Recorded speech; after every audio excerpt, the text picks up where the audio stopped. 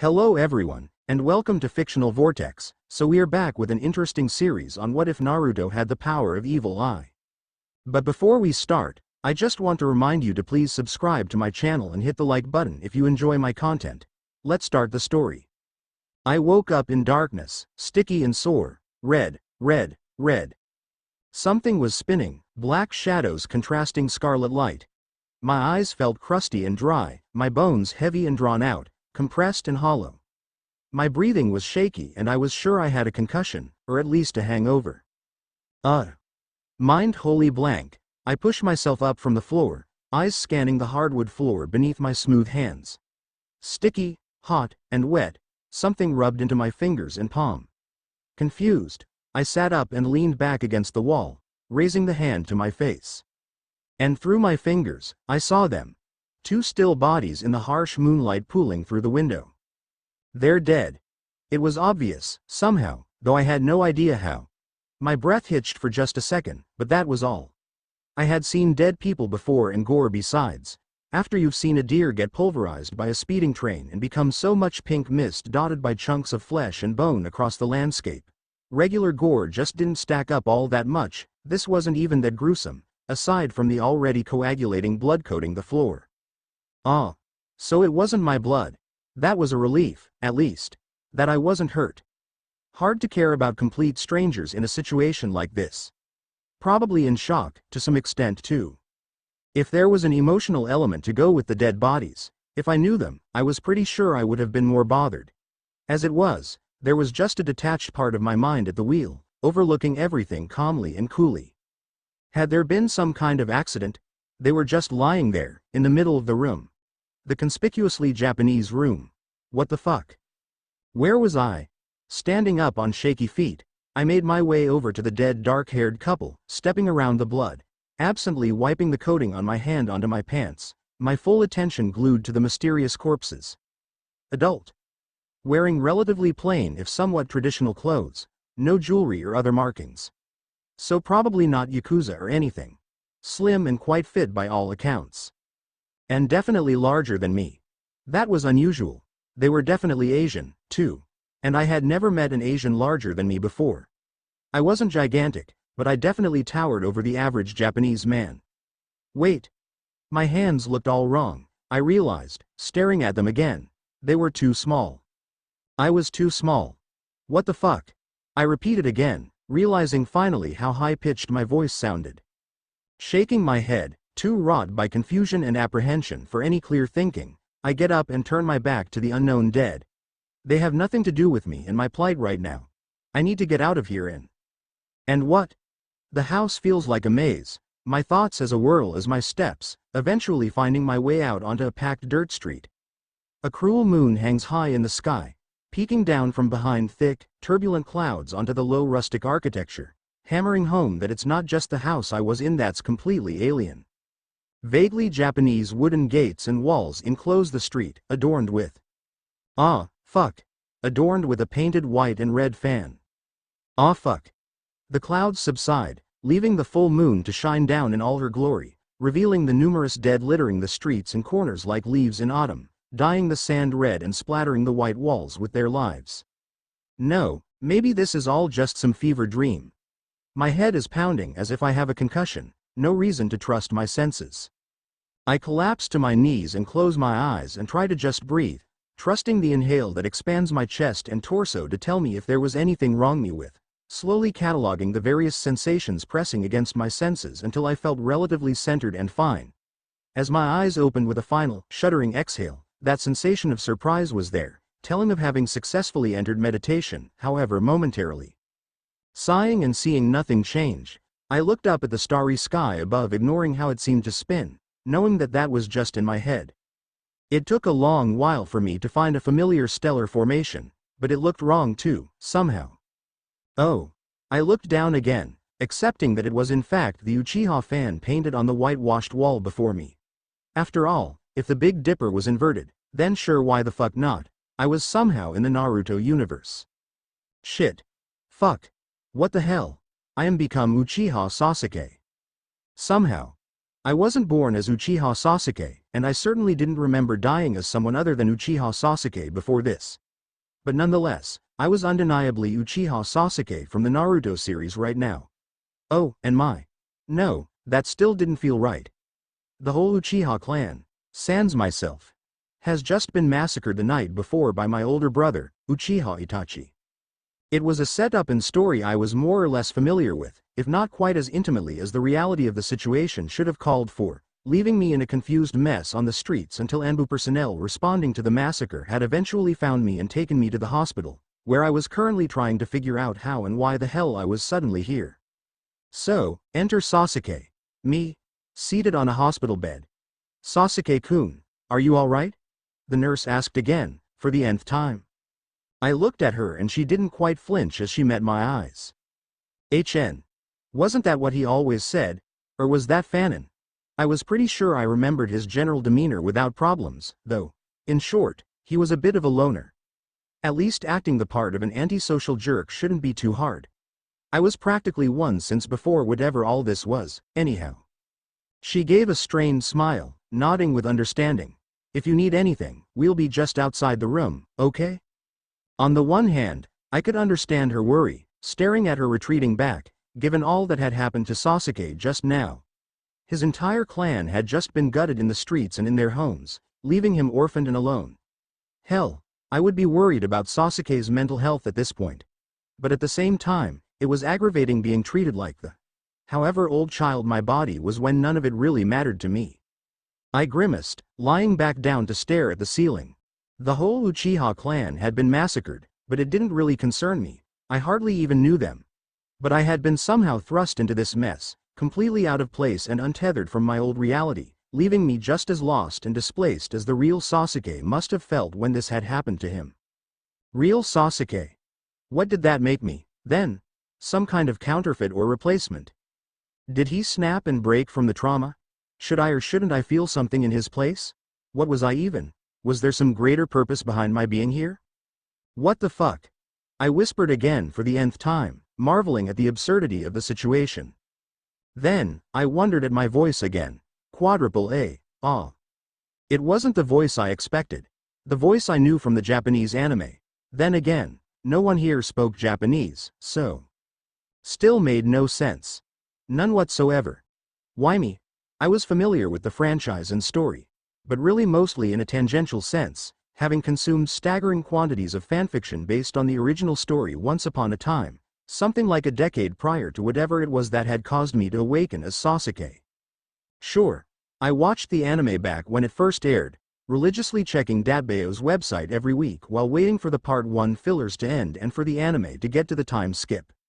Only to pretty much completely drop it before Shippuden got off the ground. I vaguely remember Gaara dying. Maybe? Or had that been some fanfic? Fuck, it wasn't just a matter of being untethered to this world in terms of not remembering the past. My familiarity with the setting wasn't even all that solid, being more than a little bit muddled up by hundreds and hundreds of stories about the setting, most of which only loosely followed the original premise, given it was nearly all set before the time skip. Try and remember, I still frequented places where people who did read and watch Naruto talked about it. Forums and image boards were different, so I remembered them differently from where I had read the stories. Think about those associations and memories. They should be mostly free of fanon.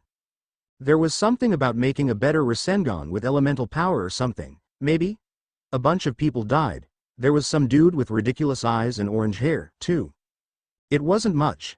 Then what did I remember of Naruto, fanfiction included? Naru-kun, Hina-chan, shipping and even more shipping. Constantly wearing training weights, endless variations of chakra control exercises, angry and drunk mobs chasing Naruto and beating him to a bloody pulp every year, convenient strangers showing up to teach him super cool jutsu that no one else knew, meddling councils and completely nonsensical plots centered around rewriting scenes to be as cool as possible without changing anything else in the story so that the author wouldn't have to put in any additional effort. Wearing masks and hiding your abilities and pretending to be stupid, bashing and even more bashing.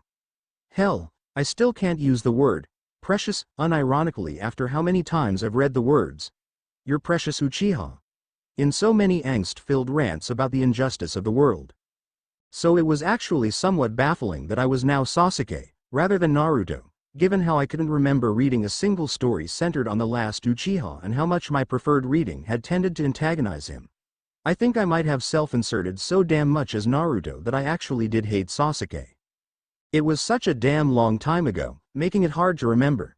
I was pretty sure I had skipped school for a month straight, always walking to the library while it was empty during the day to use their computers, just to read fanfiction, before heading home at the right time to appear as if I was just returning from school so that I could read even more fanfiction. God, I wanted to slap my past self upside the head so hard, sometimes. Not that I had much improved or matured as a human being since. I had just gotten better at getting away with my idiosyncrasies. What else? I stiffened. I am become Uchiha Sasuke. Shit. This means I don't have the Kyuubi. That was a huge negative. Being a demon container was a massive crutch, even if it did come with some considerable downsides as well. Though that was probably for the best. I had acquired a twisted fetish of sorts from reading too many stories with the demon fox playing a larger role. Of having an incredibly powerful yes man, or more often, woman, constantly by my side, always willing to help and tell me what to do. Like a set of training wheels that never came off. I hadn't recognized it for what it was until much later, until I had read some Chinese web fiction and Japanese light novels where protagonists constantly relied on similar aids, be they ancient disembodied masters, assist systems, or game-like frameworks for leveling up.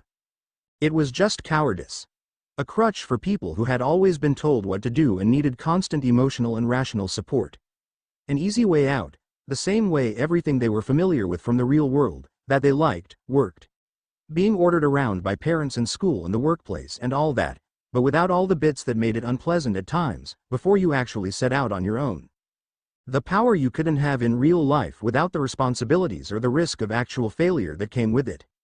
The way to improve in the real world was through failure and self-reflection, not mindless grinding, cultivation, or blind obeisance to something that convenient. Being an adult means making your own damn decisions and then accepting all the shit that came with fucking up, or alternatively not doing it and accepting the consequences of that, too. That, and the word, kit, was just as seared into my memories as pure and utter cringe. And bold text for demon speech.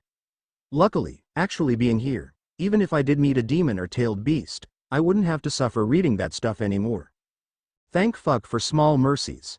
Of course, that didn't mean the fetish had disappeared anywhere, oh no. Even now, it was starting to dominate my thoughts.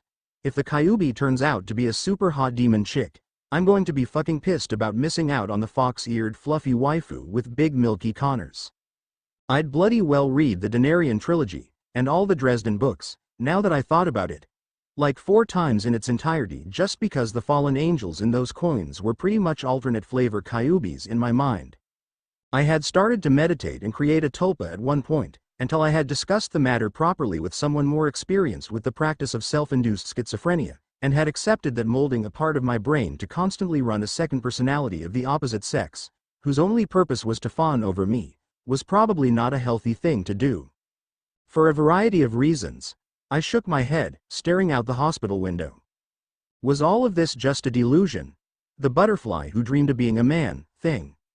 Either I could be the man I remembered being, inexplicably dreaming of being Uchiha Sasuke for some reason. I vividly remembered lucid dreaming about being in Hogwarts at the point in my life where I bookmarked and binged through nearly every Potter fic over the 100k word limit. But this didn't feel like that. It was thinking too much, analyzing everything in too much detail. Then perhaps I was the traumatized Uchiha Sasuke who now suddenly believed that he was someone who had not been Uchiha Sasuke hours prior. This sounded like the kind of pop-psych disassociation phenomenon a half-assed writer would use for a dramatic reveal at the 11th hour, though. Could I prove that I was someone from another world, at least to myself? That would settle some of the doubts in my mind about my situation. I tried to ponder that question for a long while until I was forced to conclude that I couldn't, at least not so easily. Most of the things I knew I could have learned as Uchiha Sasuke before now, though much of it would have been a hard sell. Information I wasn't supposed to know and things to come that I could predict weren't necessarily proof of anything. Something like the Kyuubi being sealed in Naruto or what kind of test Kakashi would have his genin squad do wasn't information only possible to acquire through having been someone other than Uchiha Sasuke. Or was it? I'm overthinking it. being hyper-skeptical for the sake of being hyper-skeptical. In my heart of hearts, I would always be a contrarian, even to my own thoughts and beliefs. It was why I accomplished very little of what I considered possible. By the time I had a half-decent plan worked and was ready to start, I had accrued at least a dozen critical faults and problems, all proving that I shouldn't even bother trying, really. Anything I ever accomplished was actually in spite of my talents, really. Fuck it. If there was some way to prove that this was or wasn't a delusion, I'd figure it out somewhere along the way.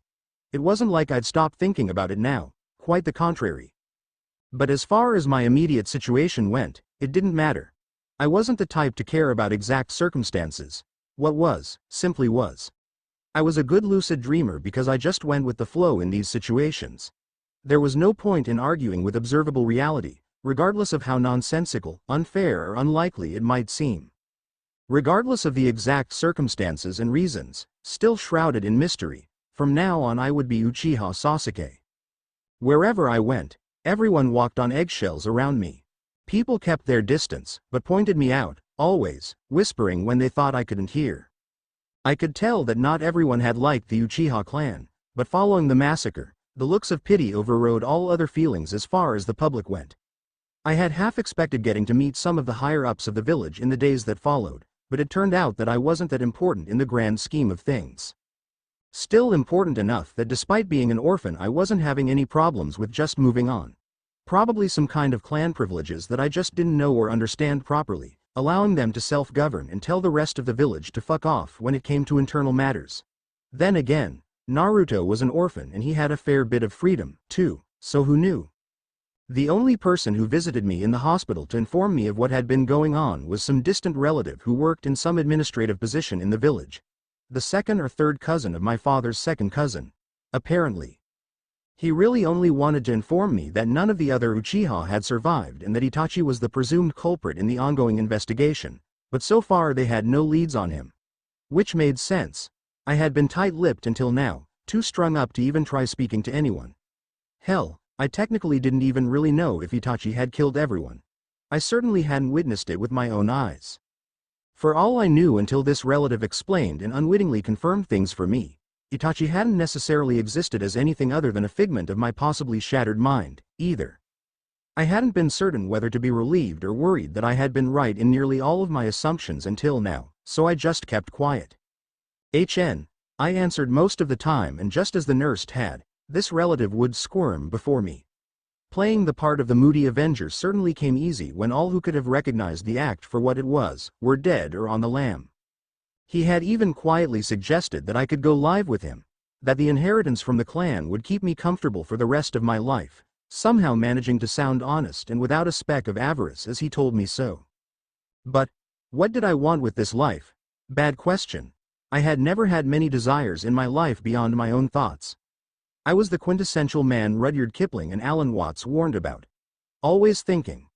Thinking, thinking, thinking. Thinking for the sake of thinking. Dominated by thoughts to the extent that reality often ceased to matter to me. Then, what would Uchiha Sasuke have wanted? To restore his clan and to kill a certain man. I remembered clearly even now. Did I have some kind of obligation to, if not fulfill, then at least follow in part that original desire? To lay a foundation for that future, assuming that things would at some point return to the way they had been before? Maybe, but it wasn't really convincing enough for me. But there was something attractive about taking up the mantle on those desires. Not dreams, but rather, ambitions. Accept this relative's offer and do nothing. Or become a badass ninja and wreck shit. And whatever I was, when faced with those two options it seemed like only one path truly lay ahead of me. Because while I wasn't afraid per se, somehow the thought of turning my back on fighting and more or less just running away didn't feel right. Call it the will to survive or will to power or whatever. But in a world rife with what had been to me before unattainable superpowers, it seemed a pretty obvious choice. It's a man's romance thing. Where logos and ethos fail, pathos knew the way. So I spurned his offer, if at least somewhat politely, and informed the village that I wished to become a shinobi, which he interpreted as my wish to become a ward of the Hokage. An orphan, in other words, though a rather wealthy one given all that I would be inheriting. Seeing how little resistance I faced following that choice, I suspect no one expected me to choose any differently, that in this world it was that civilian relative who was the odd one. I had half expected to be forced into some form of therapy or to be assigned some kind of ward, but apparently those were relics of a world that only currently existed in my memories. No wonder everyone I would meet would be a nutcase of one kind or another, assuming I wasn't already the nutcase. Not that I complained, given how convenient it was. Papers were signed and wills sealed until my age of majority, leaving me still with a relatively large monthly stipend to draw on along with a monthly meeting schedule for the handling of the surviving holdings and businesses to be handled.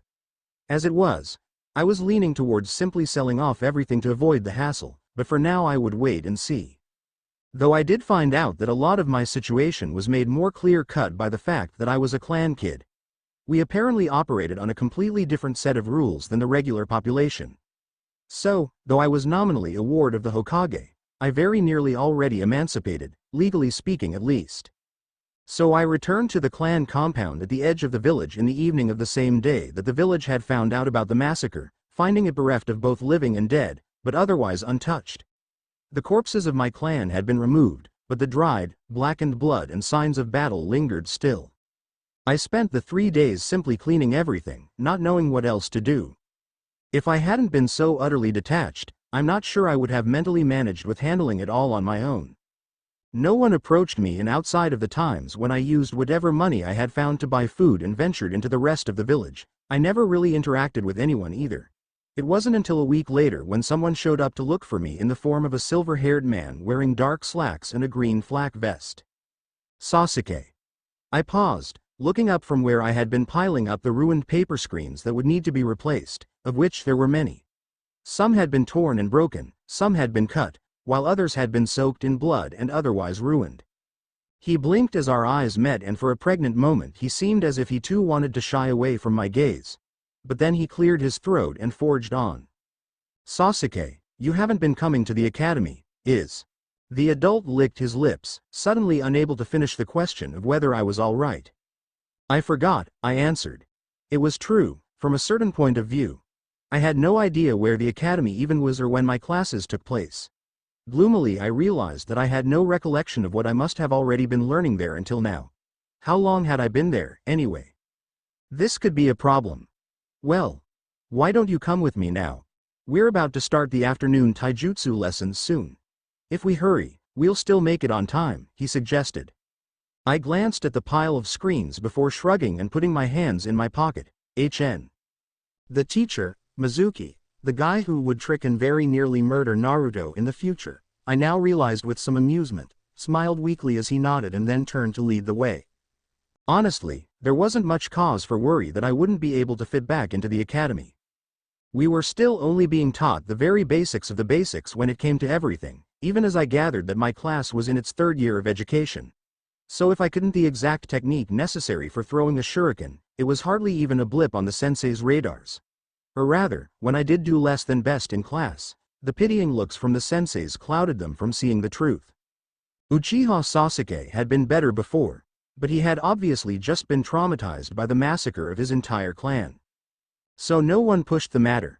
I had played around with origami shuriken, frisbees, and throwing knives enough, in what I thought now of as my previous life, to get the hang of it quickly enough that I retook the top spot among the actual children. Taijutsu sparring, too, was quite easy even if the academy forms were completely unfamiliar to me, so more often than not, I simply improvised and adapted what I knew from my previous life. Even an orange belt in karate served me well enough to easily keep my standing. Well, that and the judo and boxing and all the fencing and the other training I had dabbled in. But mainly I just used the karate, because it looked close enough to the academy forms. But it was hard to feel proud about beating kids when most of them could still be brought to tears by a scuffed knee. To my great and hidden relief, chakra hadn't even been introduced yet. But that was hardly cause for me to celebrate, as instead we were being taught to read, write and count alongside a large variety of physical training disguised as games. Arithmetic was child's play, and while katakana and furigana were sensible enough with Japanese, how that worked when we, to my mind, at least, spoke English, I had no idea. It was honestly an excruciating affair, much more so than the massacre of my supposed clan was, which spoke volumes of how skewed my priorities and values were quickly becoming. It was like having to smash square pegs through round holes. One could only Raito Raikou Disufo so long before they snapped. Maybe Itachi had been an otherworlder too and this had been the true reason behind his snapping? But no one else seemed to notice the dissonance, so I kept quiet. And kanji. Good lord, kanji. Special, was written with two characters mashed together to form one single new character. These two other characters being the characters for cow and temple. Because a cow in a temple was so special it was worth being the character for the concept itself. Insane bizarro logic moon runes could go to hell for all I cared, but I grit my teeth and learned them through rote memorization. Practice made perfect. But suffice to say, I would never be a bookworm or a scholar in this world, despite my old love of reading and writing. Though maybe I should be thankful that we still spoke English since my Japanese would not have stood up to even to most casual of conversations. I would have had to brush up for a month or two by just listening in on conversations. If I really was insane, there would have been no better way of informing everyone in the village about it than to suddenly have lost all ability to speak. I didn't know what they did with mentally ill ninja and I really didn't find out, considering what apparently still passed for sane in the original story. Regardless, months passed by and very little changed as I played catch up with everyone else. Thankfully, since most of the lessons were very physical in nature, I didn't have a very hard time keeping my sudden gaps in knowledge from showing. But sometimes there were questions I just couldn't answer, very much not having been present at the lectures in question. Occasionally I bluffed through, occasionally I just ate the humble pie of not knowing. Even so, my handle on the role of Uchiha Sasuke grew more confident with each passing day, gaps filling in and routines falling into place until finally, I felt confident that I could play the part well enough that no one could have told a difference from canon. Well, aside from the fact that I had apparently awakened my Sharingan on the night of my own awakening. The reason why people so often flinched before me and squirmed beneath my stare was due to the fact that I tended to unconsciously activate them when glaring. I hadn't even realized that there was a reddish tint to everything until I grew consciously aware of them and noticed the distinctly crimson hue my vision took when agitated. Oops. There went that dramatic moment from the wave arc. Not that I intended to follow canon. Probably. And no one had apparently thought to mention or point this out to me. Rightfully, I supposed. Guessing the cause being the massacre of my entire clan and as such a sore point. Well, at least I could just memorize kanji and let my super special eyes handle the bullshit for me from now on. The difference otherwise, with merely one tomo in each eye, which represented some level of maturity and power in the eyes, as far as I remembered, didn't seem that dramatic though. And the odd whispers that I had been hearing behind my back made some more sense after that realization. But well, I felt zero connection to a bunch of prepubescents, so was it any wonder that I ignored everything they said? The biggest blow from the realization was that most of my seeming superiority in taijutsu sparring stemmed from my Sharingan activating whenever I was being pushed back and losing, but while I did feel sheepish about having such a blatant cheat assisting me, my peers and teachers didn't see anything wrong with relying on a bloodline limit to win. So screw it, neither was it. Cheat, cheat, cheat motherfucker. If you aren't cheating, you aren't trying to win. Well, there was still that one kid who called me Evil Eyes, but he was just Uzumaki Naruto, so I ignored him. What did he know? It was another slightly baffling change, probably brought about by ignoring the franchise for 10 some odd years and having changed as a person, from someone who had originally just used the character as a vehicle for self-inserting to someone who actually had rather strong opinions of himself and others and as such had to read stories from an outside perspective. It wasn't that I thought myself having become a better person, but rather that I had grown disillusioned with the things I had once believed in and too entrenched to just forget them whenever convenient. And as such came the fact was that I couldn't stand the little fuck, he was absolutely unbearable. I hadn't thought of myself as someone who liked silence or felt very strongly about order and cleanliness, back when I had read a lot of Naruto-related things, having actually been a very rowdy and undisciplined kid myself, but since then I had had a little sister, and boy had I discovered that I hated people who lacked the concept of an indoor voice, personal space, and boundaries. And Naruto reminded me about everything I had come to hate about my younger sibling, magnified a dozenfold and lacking the "hey I used to change your diapers so I feel a bit protective over how fragile and pathetic you are." And on top of being a loud-mouthed braggart, he also had no concept of actually working towards things he desired, no doubt due to his less than stellar upbringing, and categorically refused to listen to any advice. For all his boasts for the future, I never saw him work towards it meaningfully. Maybe he was ashamed looking like he was struggling and just did it out of view. Regardless, he really made it easy to hate him, even if he really still was just a snot-nosed brat. Though for all that we shared an animosity towards each other, it hardly reached the levels I vaguely remembered in canon between, and barely above what he and the Inuzuka currently had. We just had something of a Cold War going on. Perhaps my memories were tainted by fanfiction, since I certainly hadn't ever seen a mob chasing after the blonde troublemaker. But to me, it seemed like he just didn't like me, the same as I didn't like him, rather than the all-out war one had pictured in my head. There was no deeper animosity behind those blue eyes. Perhaps it was because Haruno Sakura and Yamanaka Ino hadn't for whatever reason fallen for me, yet at least, or perhaps there was something more pressing on the lonely boy's mind, but outside of the academy he hardly spared me a glance. Honestly, it didn't matter to me one whit. Good riddance and stay downwind from me, you orange menace, I say. Another change, certain to have disillusioned a younger self who had still been an avid fanfiction reader, was that I felt no desire to aid Naruto. Not in the academy, nor in the things to come. Sure, I knew Akatsuki was gunning for him and there was trouble brewing in the future, even if I hadn't bothered to follow along the story to find out what exactly it would be, but I knew that Naruto would prevail in the end, becoming Ninja Jesus or something. But, well, I also knew that there was a sequel, Boruto or something, and it, too, was a shonen manga. Which meant that nothing had really changed. Because that's not how shonen manga worked. In fact, it was probable that things had just continued to escalate. Besides, having read so much fanfiction, it somehow felt obvious that he would sooner or later pull through. What obligation or necessity did I have to help him? None, really. Perhaps if I had shared his loneliness, I might have been tempted to reach out. But unfortunately for him, I had lost most if not all sense of kinship and desire for closeness with humans a long time ago. It wasn't even anything dramatic, like being betrayed by my closest friend or discovering some hidden truth to the world that set me aside from the sheeple.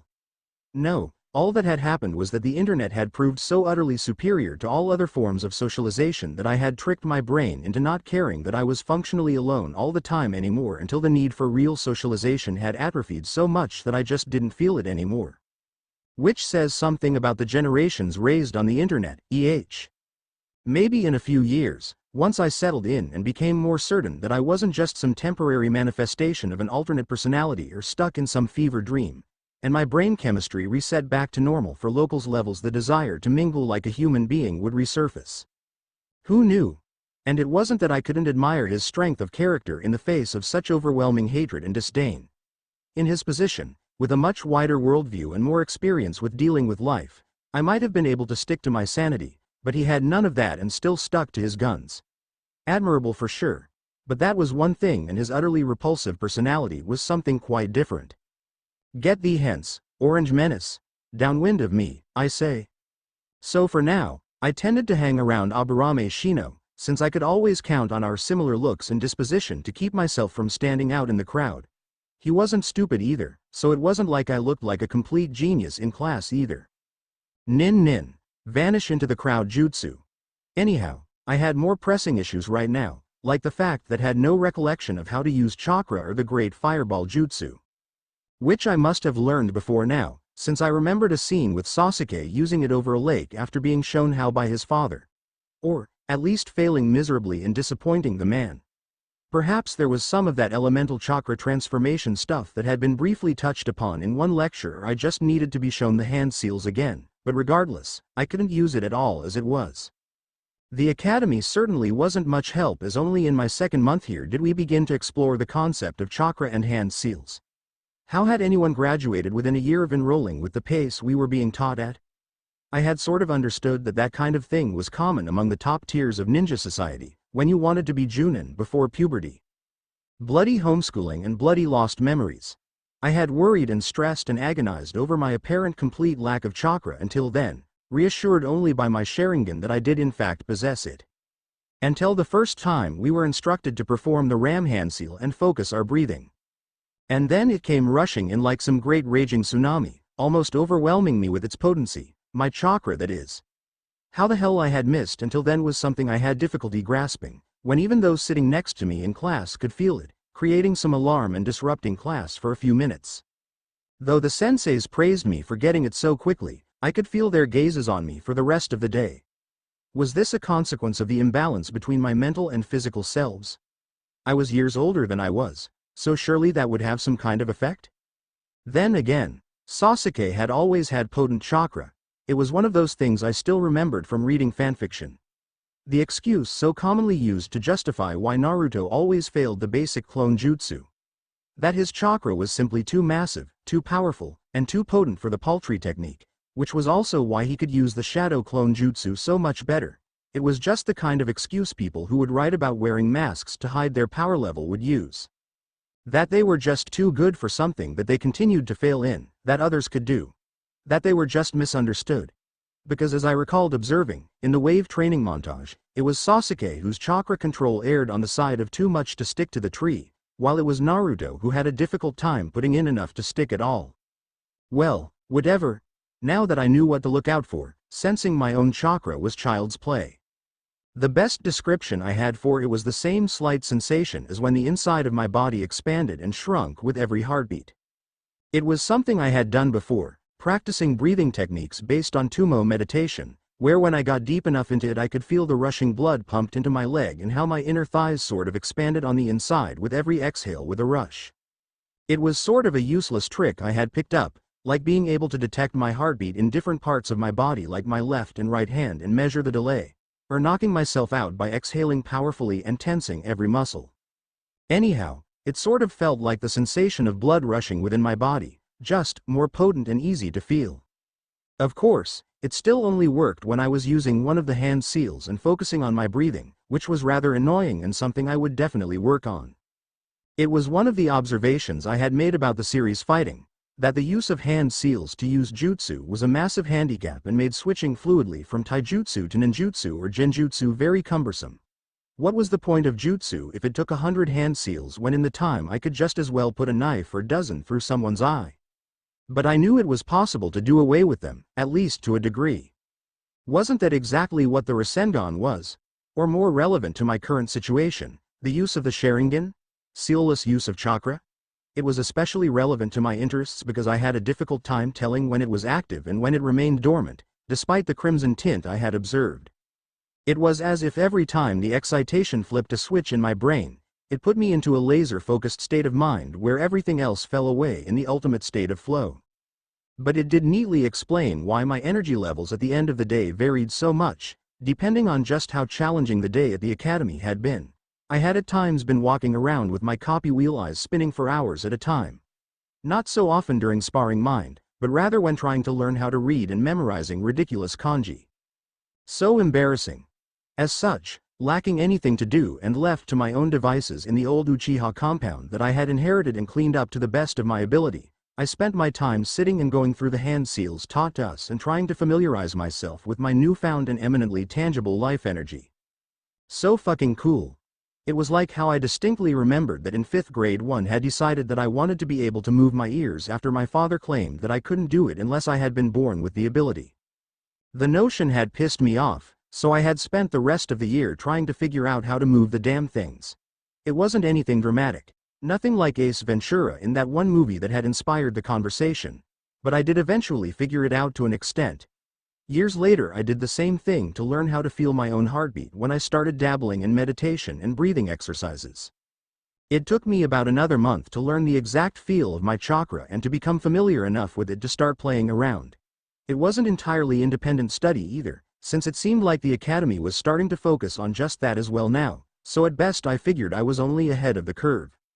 At least I figured out how to control my Sharingan properly, which couldn't hurt. Sasuke, you bastard. Fight me. No, Naruto was left behind, fuming as I walked back inside class. Learning how to control my Sharingan turned out to be a mistake. It had been the only thing keeping the fangirls at bay, for some reason. At first I thought it might have just been puberty, or canon reasserting itself somehow, but that couldn't have been it, since we were all still too young. For the former at least.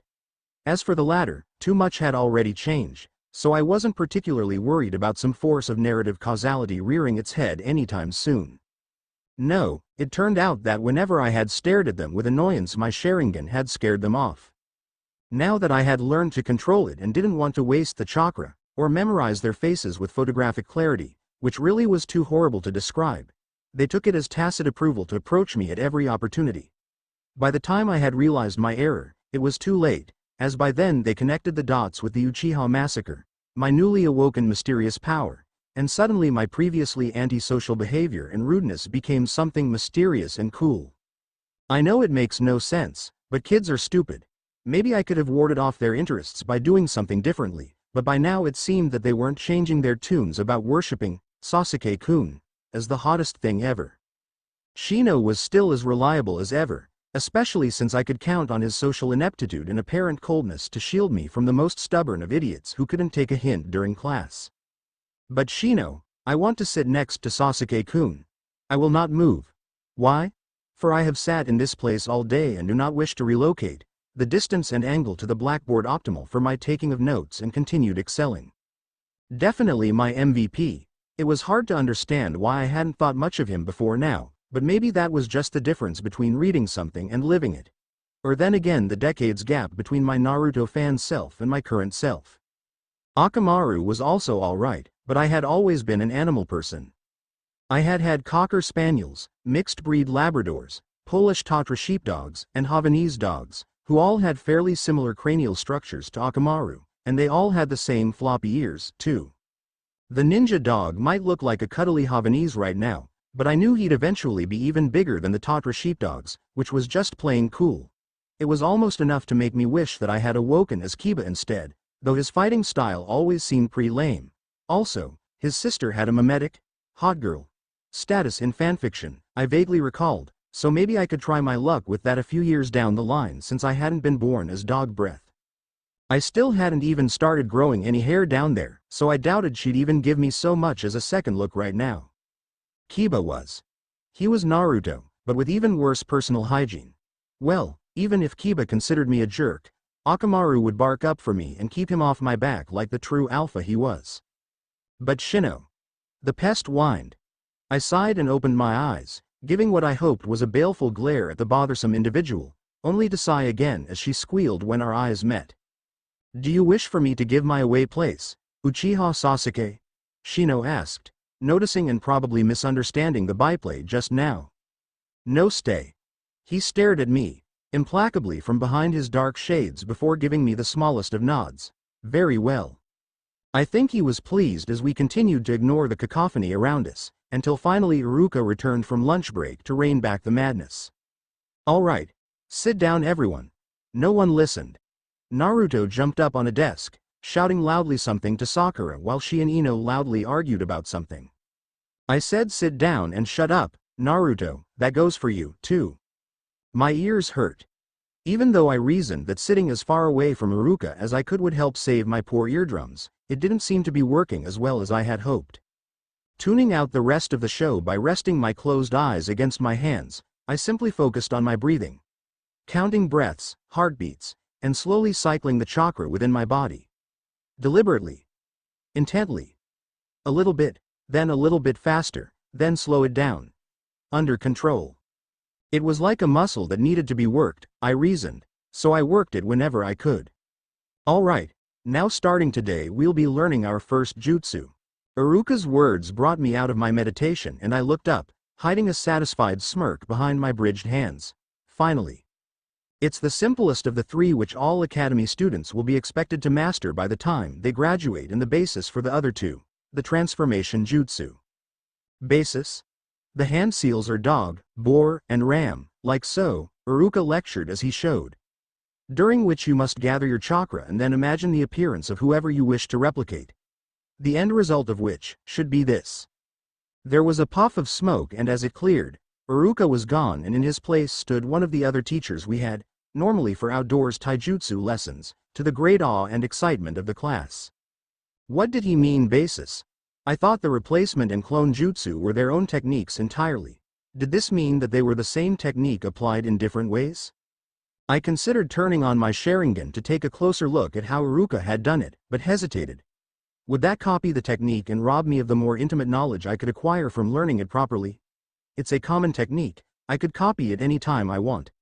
Let's try it normally for now. Ignoring the continued talking, I closed my eyes and lowered my hands beneath the desk into the dog seal. gathering the chakra and then imagining an appearance as I shifted to the boar seal and the chakra escaped my control. I opened my eyes, surprised. Looking up, only Shino had noticed that I wasn't paying attention, so I gave him a nod. Another 15 minutes later, where I only paid half attention to what was being said, I finally felt I had figured it out. Dog to gather the chakra from my whole body, boar to assume the form and lock it into place, and then finally ram to execute the transformation. Or so I figured, without actually doing it yet. But the hand seals tended to cause my chakra to move in certain ways when I breathe, so it made sense. Until I actually tried it. It turns out that the boar following a dog is not the same as a boar by itself, stacking and mutating for a better word. Like a self-evolving cipher, it did something completely different when used after a dog and probably would be something just different again after any other hand seal. It was useless trying to reason it out, so I gave up, for now at least. Dog. Boar. Ram. Transform. A puff of smoke, making Uchiha Sasuke vanish and leaving in his stead a near-perfect replica of Iruka. Oh. Well done, Sasuke. It's been a while since anyone managed to learn to transformation jutsu so fast. Though, with your Sharingan, it's no wonder, huh? He praised me effusively, but I didn't really pay attention, trying to figure out what had gone wrong with my clothes in the technique. They had come out with a few mistakes, which I couldn't quite reason out. I hoped that showing off before the end of the day would mean any mistakes I did would be corrected, but aside from the praise, Iruka-sensei had little to say other than to continue practicing to perfect it. This was starting to grow on me. Acting like a dismissive asshole towards everyone and getting praised for it, that is. The transformation jutsu was a godsend. For a while, at least. Getting to walk around town as someone other than Uchiha Sasuke made life a lot easier. Coming from a world and life where I had enjoyed near-complete anonymity, being a sort of semi-celebrity like the last member of a prestigious clan wasn't something I had been very comfortable with. But eventually, that too lost its luster. I couldn't remain transformed in the academy during the lessons to avoid the attention. The teachers didn't stand for it, and soon enough everyone knew who I was outside of the lessons through the process of elimination. And there wasn't much to do in the rest of Konoha anyhow either, Uchiha or not. At least it had served as decent practice, cutting the time it took me to transform in half from when I had started. So I focused on other things, like the other jutsu we learned in the following weeks. The replacement and clone techniques. Which, despite what Iruka had said initially, did not seem to bear any kind of resemblance to the transformation jutsu. They shared some hand seals, yes, but given that there were only 12 standard hand seals, some overlap was to be expected.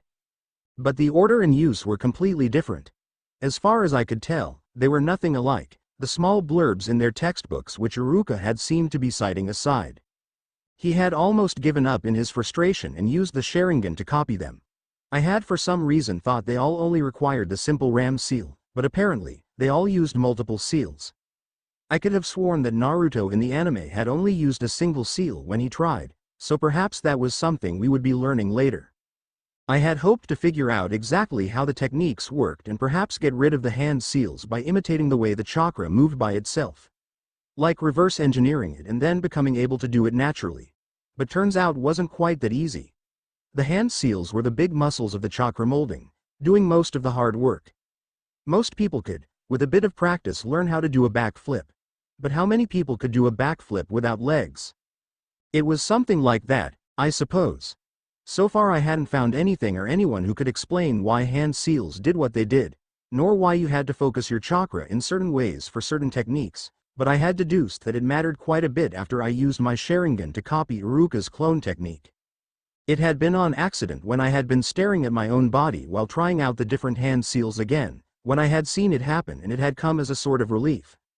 I had for some reason assumed that I would copy the exact technique and replicate it mindlessly without even understanding it myself. If I used the Sharingan, no doubt the result of having read so much fanfiction that had been negatively predisposed towards the Uchiha and their jutsu stealing ways. But rather it was simply that I could see and understand the workings of the technique with much greater insight than without my Sharingan activated, making it simply obvious for me how to do it myself. So most of my worry turned out to be unfounded.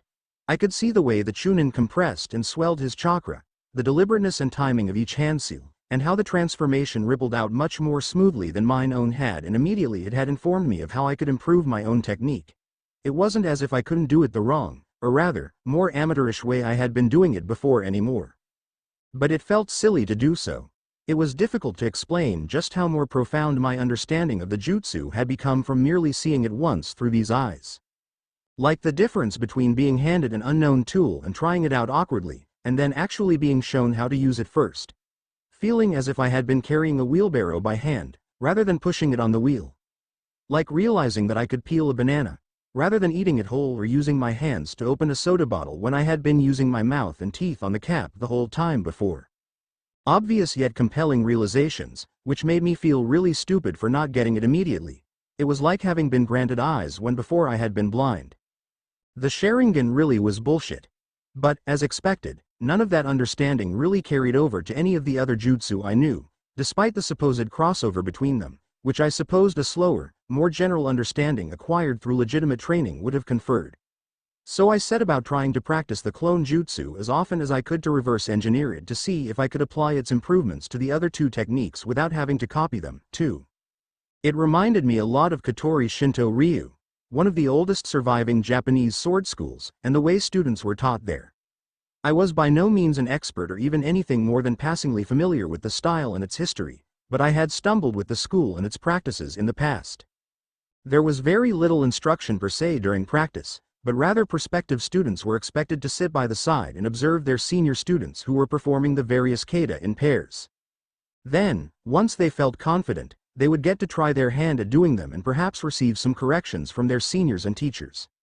Small corrections, fixing the greatest misunderstandings, nothing more.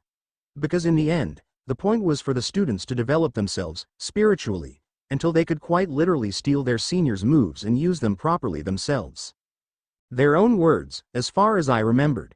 The fact that students did not know why certain things were done in certain contexts was very much intentional, as only once someone had been acknowledged would the teachers take them aside to explain some things to them. One little change here, one thing to focus on here, this is what you're aiming at, or, you want him to think you're doing this, when you're actually doing this, and suddenly the entire kata would evolve into something completely different. It was the same in other old martial arts as well, leading to a lot of moves losing context with the passing of time and generations. Karate in particular had lost a lot of its depth in the absence of the true intent to maim and kill.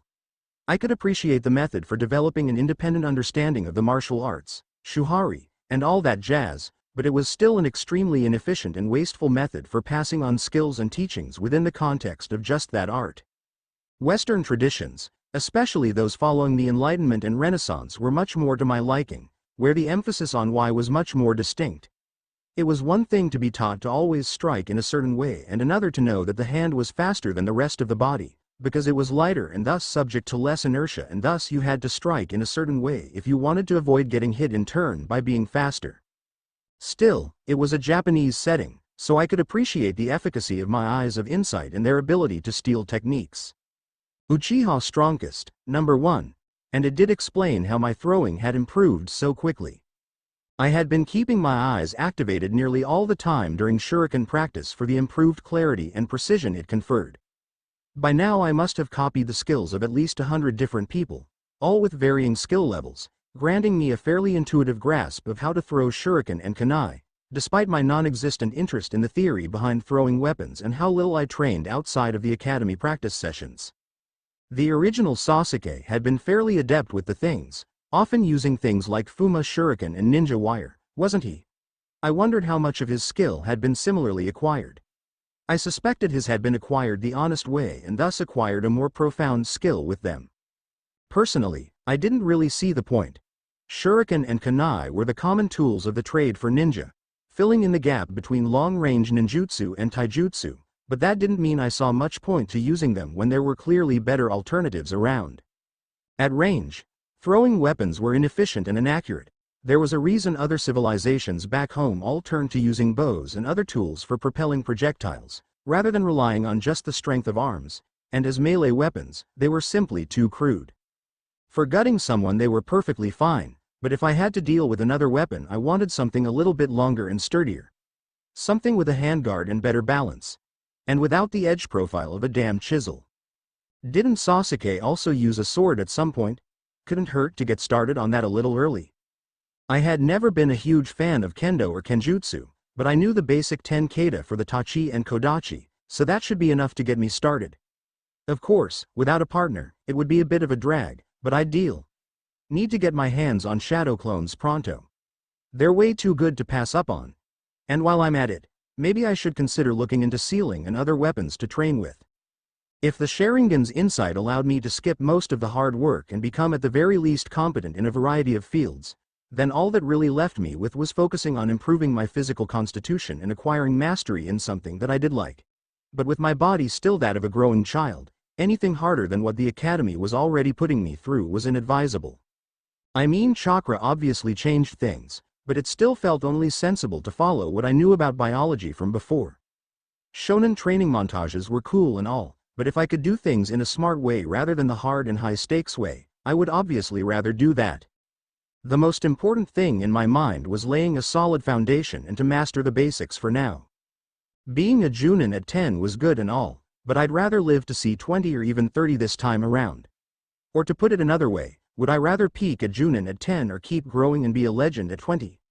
I knew Sasuke had the potential for that, originally being the rival character for Naruto, so there was no reason to assume I couldn't achieve just that, once I set my mind to it.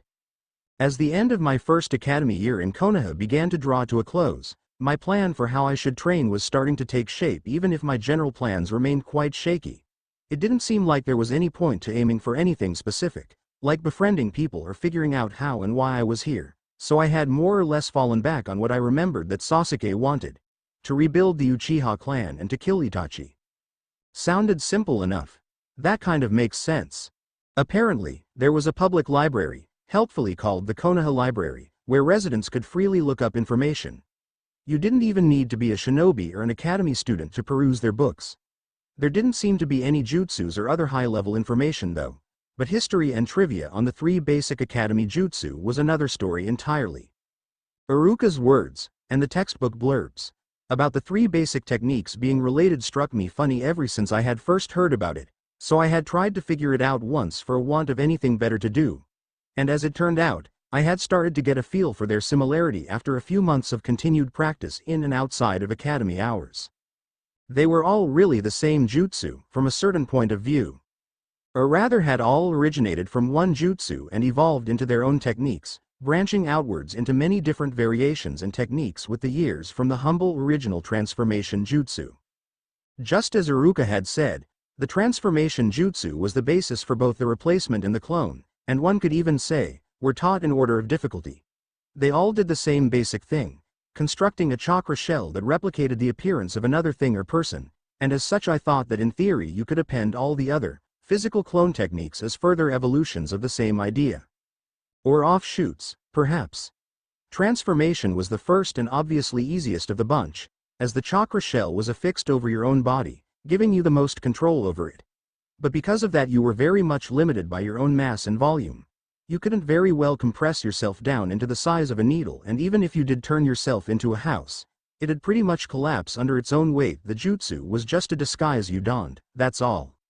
Replacement was the same thing but applied to some other object which acted as an anchor for it long enough for it to act as a diversion or substitute.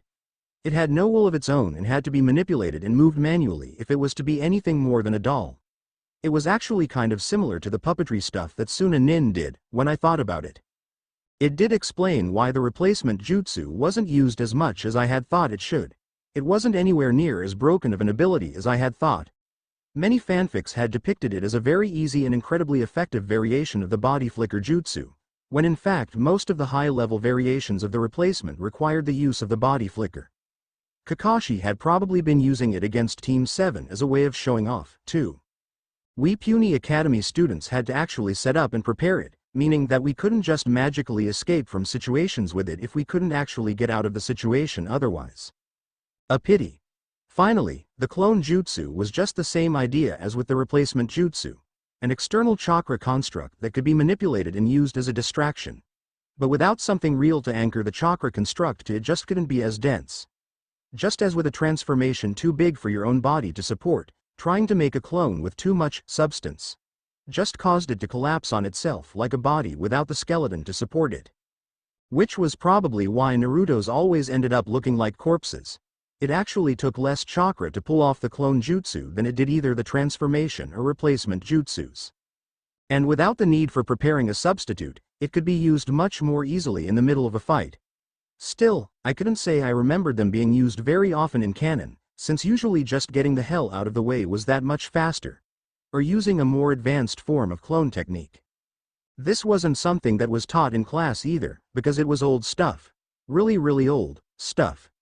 No one today even knew who had come up with each individual variation, though many references to modern offshoots of those techniques existed, as several of the books boasted of the second Hokage's genius in developing the shadow clone jutsu by adapting the higher-level chakra construct framework from transformations into clones, among other things. I supposed that all clone jutsus were variations in the same vein, using whatever element you were most proficient in to add more substance and punch to the illusionary shell the basic clone jutsu created and giving it some more autonomy. It also gave me some ideas for how to continue my training outside of the academy lessons. Since I couldn't get my hands on high-rank jutsu, didn't know that many advanced chakra control exercises and couldn't just start training physically like a madman yet, I had to think carefully about what to spend my time on. I mean, I had already figured out the tree walking since a month ago, after they had shown us the leaf exercise, and the line between the two was so obvious I wondered how many others had made it over the years. But, well, as I had suspected with my physical training, my stamina was still quite lacking. Not in the sense of how long I could run around and not drop, but in terms of how many jutsu I could use. I hadn't found any real literature on how to optimally train chakra capacity, but I assumed that generally working yourself to exhaustion was not optimal. As with any physical training, I assumed that little and often was best. If something hurt the next day, I had probably overdone it. Especially since I had no fluffy Connor waifus with healing powers in my gut. Curse you, Naruto. Anyhow, even in the absence of hardcore shonen manga training montages, I had a concrete goal now. Before I graduated, I wanted to be able to do all 3 jutsu with one hand seal. No, more than that. I wanted to master those 3 jutsu to a level where I could use them on the fly and even build variations of them once I wanted to. I knew it was possible, since I was absolutely certain I had seen Naruto use transformation with just a single ram seal in the anime.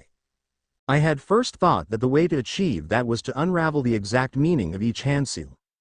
Since with the Sharingan I could more or less see exactly what happened, I thought that I might be able to do it, too. But just because you can see how someone does something, doesn't mean you can just do it yourself, and just because I could see how my chakra behaved with certain hand seals didn't mean I could replicate those configurations without the hand seal. What were hand seals, anyhow? I knew that the ones we were being taught at the academy were based on the Chinese zodiac, at least back before, but here no one seemed to quite know from whence they had sprung. Something about a sage of 6 paths, or some other religious origin was usually attributed as their origin. But, never having heard about that before now, I wasn't sure how much of it to believe. At some point before coming here, I had reasoned that the hand seals were just a method for memorizing patterns of chakra molding or something. Creating mnemonic or somatic callbacks to guide chakra. Like how it seemed to work in Avatar's bending or with biotics in Mass Effect. But the hand seals worked right off the bat, with no need for anything else. Like magic incantations, just with your hands, somehow.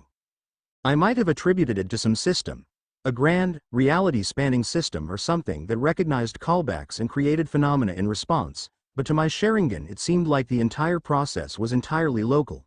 So unless there was some kind of extra-dimensional shenanigans at work, in which case, it was useless for me to even contemplate it all until I could observe it more directly, then it seemed as if hand seals really did manipulate chakra into doing wondrous things all by itself. With that in mind, I had 2 theories for how it all worked. The first was the old, it's all powered by human belief. Chaos magic cop-out for these things. That, by doing something and producing results often enough, it was engraved into the unified reality of humanity that it just worked that way. Something along the lines of the placebo effect, just more.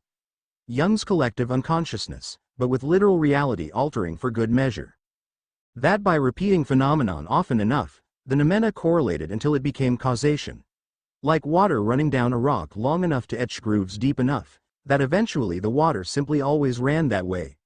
It didn't even have to be something related to humans, since it could just as well be that this reality, this universe itself, was alive and learning and causing it to happen. It was an attractive theory because I was a human being, and that was more or less how our brains worked and the way we perceived reality. Why animism and attributing motive-driven actions for inexplicable natural phenomena seemed to run so common among all primitive societies. The sound, cow, actually had nothing at all to do with actual cows, except we had all, or some of us, at least, agreed that it was a reference to actual cows, the same way that we did it to the letters C, O and W put after each other. Or rather, 4 lines that sort of looked like a T, here. Stupid kanji and all. Or then with 2-dimensional drawings of cows, which only made sense to use because of our stereoscopic vision. A blind creature that relied on hearing or smell or heat to sense its way through life would find there to be zero correlation between a real cow and a drawing of a cow, no matter how accurate it might seem to our eyes. In the same way, I couldn't feel too mystified about how strange gang signs could literally change the otherwise seemingly mundane observable universe. Because maybe I just lacked the senses to see what was actually going on. And that was the problem with that theory. I had no real way of testing it or making any use of it, even if it were to be true. Unless I could mass hypnotize a significant portion of the population and try to see if I could warp reality, it ultimately remained something that simply did not matter. Well, the Sharingan does have some genjutsu, even if I haven't quite figured out how to work it yet. The other theory was a little simpler. I remembered seeing a physiotherapist who had shown me a weird trick with my big toe, back before. By stretching it into an awkward position, he could trick my brain into going into a panic mode, which cut down considerably my physical strength, even in limbs seemingly completely unrelated to my legs like my hands. Then, by stretching the toe another way, my brain relaxed and I felt normal again. It was curious going from, oh god, 10 push-ups, to easy peasy 30 squeezy, with just the twist of a toe. Another funny example, one anyone could do with a friend, was sitting on the ground cross-legged and placing a bunch of pencils between your fingers. Put them right up along the knuckles, like Wolverine claws or something, and you could resist being pushed over pretty well. But move the pencils down so that they were held near the nails and suddenly you would have a much more difficult time resisting. The explanation was something about the brain thinking that if it used full force it might end up damaging the body. The same mental block which made it difficult, if not impossible, to bite off your own finger, despite the joints actually not being much tougher than twigs or carrots. Supposedly anyway. I haven't ever tried that out.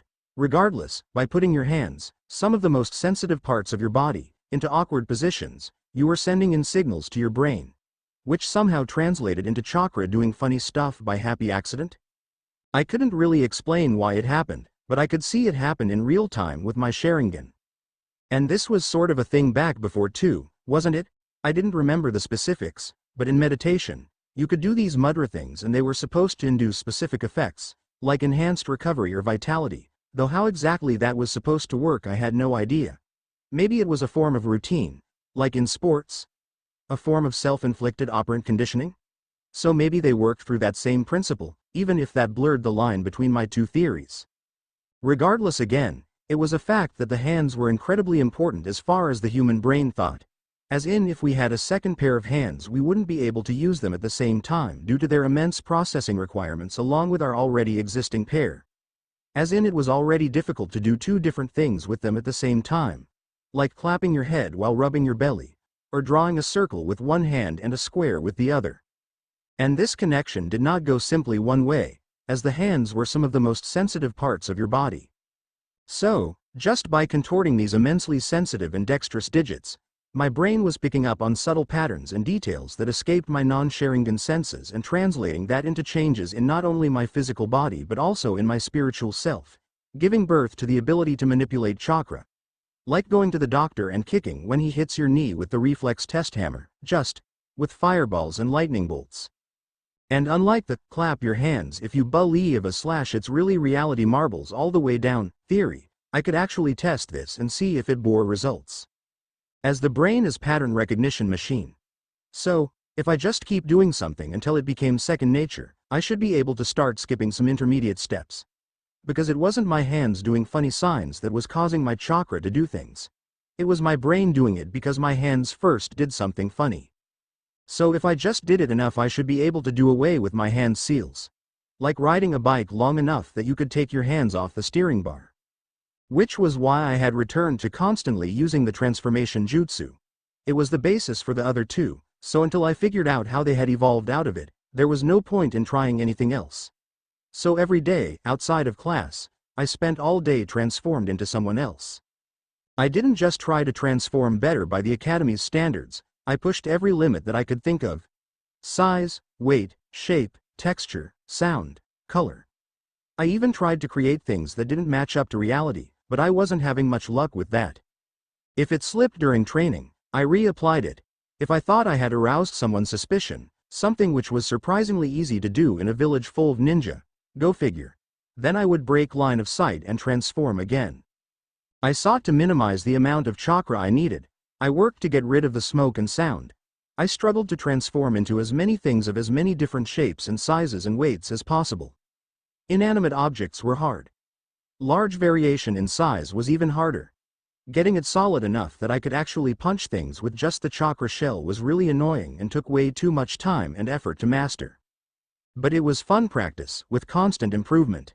The kind that the monkey brain goes all dopamine doopy for.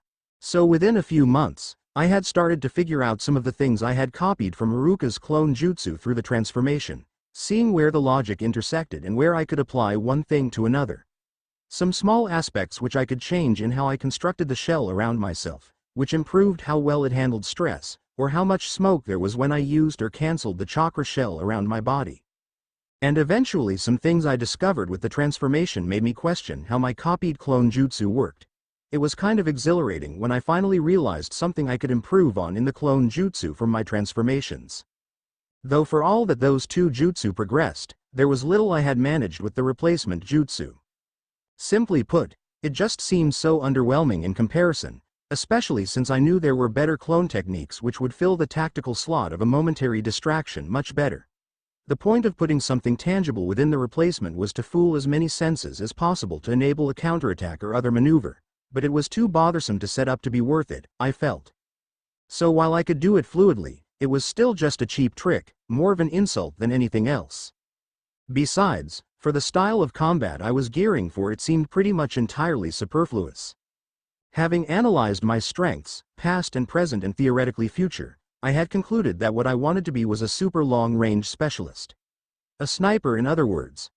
The Sharingan gave me immensely powerful and sharp vision, even for very far-away targets, and its predictive abilities already made it an extremely potent aid for calculating projectiles' paths. The Uchiha had historically been experts of various throwing weapons for a reason, as I had found out. But as far as I knew, there were very few who specialized in sniping. There had been that spider guy from Sound, but he had been more of a mid-range stealth harasser, while what I had in mind was a fire-and-forget style sniper. With my chakra-enhanced physique in the future, it was eminently possible for me to use supersonic arrows in the future, meaning that even high-level opponents should have trouble reacting to surprise attacks. And if I shot it from as far as I thought it would be possible, then by the time they even realized they were under attack, I could have abandoned my primary firing position and moved on. Hell, I could lay an ambush and then punish them from a secondary firing position, any number of other similar shenanigans. Of course, since we were ninja, the problem of detecting my enemies at such ranges was an obvious problem, but that's why I was planning to become a jack of all trades plus master of one. With the Sharingan, it was eminently possible after all. I had thought about things like ninjutsu or genjutsu specializations, kenjutsu and taijutsu, but honestly they didn't feel like effective strategies with the Sharingan. They didn't play to its strengths and cover its weaknesses sufficiently. Technical jutsus required chakra, which my Sharingan did as well, meaning that if I wasn't careful in a prolonged fight I would be setting myself up for exhaustion. And in close quarters combat, my focus on vision wasn't as big of an advantage as it might initially seem. I had done fencing, kendo, judo, and aikido in my previous life and knew by heart that mastery in those disciplines was largely based on the sense of touch rather than the vision, since the hand was always quicker than the eye. In fact, I intended to train in those very arts as a form of Sharingan counter. If I was too close for my movements to be seen, then what did it matter if they had a superhuman dojutsu? So, when I had thought about how to maximize the potential of the Sharingan, The sheer force projection of modern-day combat methodology from my old life kept being the obvious answer. Even if couldn't beat the strongest of the strong with sniping, the amount of energy I would expend on a still possibly lethal attack was minimal, making for an immensely cost-effective strategy. So the weapon I had decided to truly master at this point was a rather peculiar one for ninja, the bow. Well, Naruto ninja. Real ninja had used it often enough. Of course, that meant that I would have to make my own bow. There were a few hunting bows still in the Uchiha compound, but none were anything special, merely simple recurve self-bows. No, if I was going to use a weapon, however anachronistic and nominally pretentious as it was, then it was going to be with all the bells and whistles. I had bought and read and practiced the literature. I had made several of my own bows. I understood the mechanics behind how they worked, and I knew just how much more potent something like a compound bow was in comparison to everything short of firearms. Because while I wanted to revolutionize the way I could engage targets at a distance, I didn't want to revolutionize ninja warfare as a whole. Because hot weapons were a can of worms which could only end up coming back to bite me in the ass in the long run. Anyhow, with hard cams for an optimal force curve, super light limbs, a damp bridge, string silencers and the works, I knew I could wreak some real havoc from a distance. And if I was right about the Sharingan, I could also use minimal, or perhaps even no fletching on my arrows, ensuring that they were fast and stayed fast even at a distance. See, the thing about projectiles was that air resistance was a real drag. Get it? Drag? Hey, I kill myself sometimes. If you wanted to double the flight distance of something, it wasn't enough to double its initial energy. Rather, you had to increase its energy exponentially, because the faster something moved through the air, the greater its air resistance would become. In fact, in the formula for calculating air resistance, velocity was squared, meaning to the power of 2, multiplied with itself. This was why I was so disillusioned with kunai and shuriken as long-range weapons. The reason everyone could parry a dozen thrown shuriken with ease was because by the time they reached your opponent, they must have already expended half of their initial kinetic energy and slowed down considerably thanks to the air resisting them. But arrows were different. If made right, then they could have the air resistance profile of a senbon needle. Practically zero drag. With the right arrow, I was sure I could reliably loose them over a kilometer away. Well, at that point maybe adding in some fletching for lift would start being productive. It all depended on just how potent the Sharingan was at seeing that far. So whether or not I would be able to hit anything was a different matter entirely. But hey, if Itachi could make those bullshit ricocheting bullseye throws with kunai, I was pretty confident that it would all work out. And worse yet, that was still years away even in the most optimistic of estimates, because making compound bows was right there next to rocket science when it came to challenging. It was a careful balancing act between how light the limbs were, which affected how fast they could propel the arrow, with how sturdy they were. Because, boy, a snapped string at the poundages I was envisioning wouldn't just maim me, it was likely to kill me. I would have to spend months on just researching materials for the bow limbs, the string, the cams, the arrow shafts, fletchings, arrowheads. Everything. So for now I had settled for practicing with the hunting bows. I had to ensure my Sharingan really was up to calculating my dream shots. It was actually more fun than I could have ever guessed, running around the forest and jumping from tree to tree with my chakra-enhanced leaps, sticking to surfaces like Spider-Man, and navigating a three-dimensional environment while looking for things to hunt. It wasn't the sniping I was envisioning, but it was incredible fun nonetheless. Like Quake's rocket jumping, except without all the explosions and self-harm. Speaking of, I couldn't wait to get my hands on exploding tags. Somewhere along the way Sealing had entered my list of things to learn, because its synergy with my kid was pretty obvious when I started to think about it. If nothing else, I wanted to be able to carry enough arrows to put down an army without having to actually lug around enough arrows to put down an army. But hunting and archery could wait for another day. He had plans for today. Uchiha Sasuke, Shino greeted me, and if you didn't know him, you might have thought him annoyed. But I thought of his current expression as cordial, knowing that despite his stoic appearance, my fellow student was pleased by my request for his company outside of academy hours. "You're early," I commented. I had meant to arrive 10 minutes ahead of our scheduled time, but he looked as if he had been already here for a while. I assumed it would not be a problem. Why? Because we both have a habit of arriving early. True enough. I shrugged. I did have a habit of always starting early and stressing ahead of planned meetings. I was the type whose whole day was practically ruined if I had a meeting in the afternoon and nothing planned before that. All right, you bring enough insects?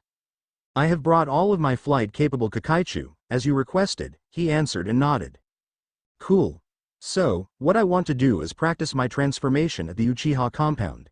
It's a bit of a walk, but we can train in peace there, I said, raising an eyebrow to see if he had any problems with it. That is acceptable. Nodding, I started leading the way. The Aburame and Uchiha compounds were quite literally on opposite sides of Konoha, with the library almost smack dab in between, so it had been a convenient place to meet. We walked in silence for a good 5 minutes, in no real hurry. I could tell that Shino had questions for me by the way I could hear his hive buzzing, but I let him mull it out for now since he hadn't asked. Maybe he wanted to see if he could piece it together before we arrived since my request had been pretty mysterious. It was only as we crossed the compound's walls that he asked what had been on his mind for minutes. It is curious that you would request my aid with the transformation technique. I glanced at him, raising an eyebrow to say, was there a question there? After all, you are by far the most capable in our class, ninjutsu very much included in the consideration. The request for me to bring mostly flying insects is also very interesting. He still hadn't asked anything. It was something I enjoyed doing, playing little conversational games with my fellow stoic. How may I help you, Uchiha Sasuke? I smirked. A win for me. He knew it, too, sulking as he was that he had to come out and ask it. I've been working on the transformation jutsu a lot. More than just the basics we do at the academy. You could say I'm trying to push it as far as I can. You know how transforming into a vastly different size or into something very unlike your body, like an inanimate object, is really hard, right? Shino nodded. Indeed, I know this well. Why? Because compensating for the mass of my bugs when transforming can be very difficult.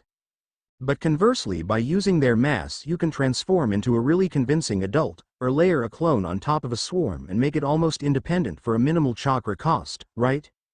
The Aburame gave me a startled look, brows hanging high above his dark glasses. He raised a hand to his face, pushing the lenses in a nervous gesture.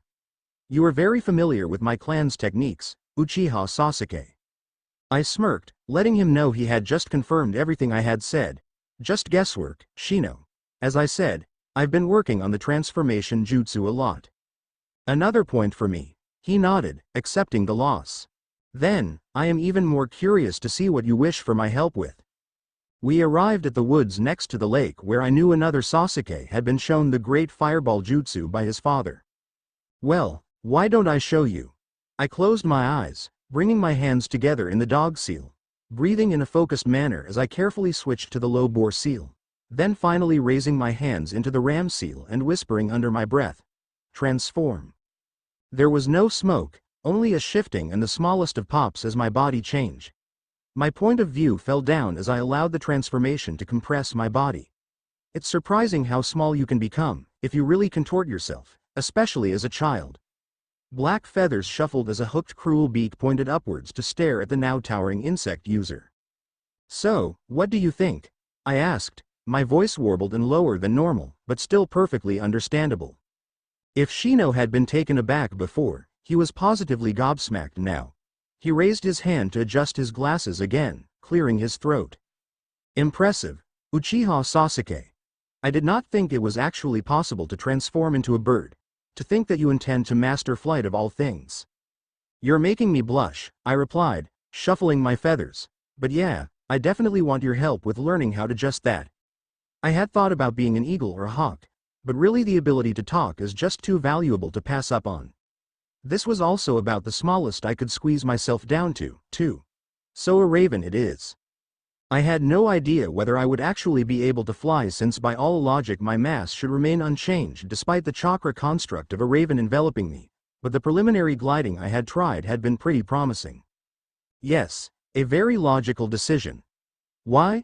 Because ravens are much more common and rarely used as messenger birds, so you will be able to spy and fly more safely. And my Kakaichu will be able to carry your weight in that form, so long as you do not revert your shape, ensuring your safety while practicing your flying technique. And this will serve as excellent training for me as well. Why? Because. I made a cawing chortle of laughter to interrupt him. Shino had a tendency to start rambling about every little thing on his mind once he got excited. Though I wasn't going to correct him on the weight, let him figure it on his own for now. I'll still owe you one, so if you need any help, just say the word. Very well, Uchiha Sasuke. Shall we begin? If I didn't know any better, I might have thought that he was excited. I made another cawing bark of amusement. It was good to start the session with some good humor, since I knew I would be stumbling around and failing a lot with this. Just because I transformed into something didn't mean I would know how to handle the form, after all. In the academy, most of our classmates were still struggling with transforming into an adult and dealing with having longer legs. Something like this was definitely abnormal. I'll start out trying to get off the ground. Once I manage that, I'll move over to the lake. So even if you don't catch me, I should be fine. Shino nodded, and with that, I started flapping. It was a fairly miserable 3 hours, ending with my giving up after my entire upper torso started cramping too much for me to continue, but by the end of it, I had at least managed to learn how to take off and remain somewhat stable in the air. Meaning my midnight nameless jutsu actually worked and I could now fly. And that was pretty damn cool. You're going down, you evil-eyed bastard. Whatever you say, dead last. Naruto absolutely fumed, filling me with vicious amusement, but then Haruno screeched by the side and the sensation subsided.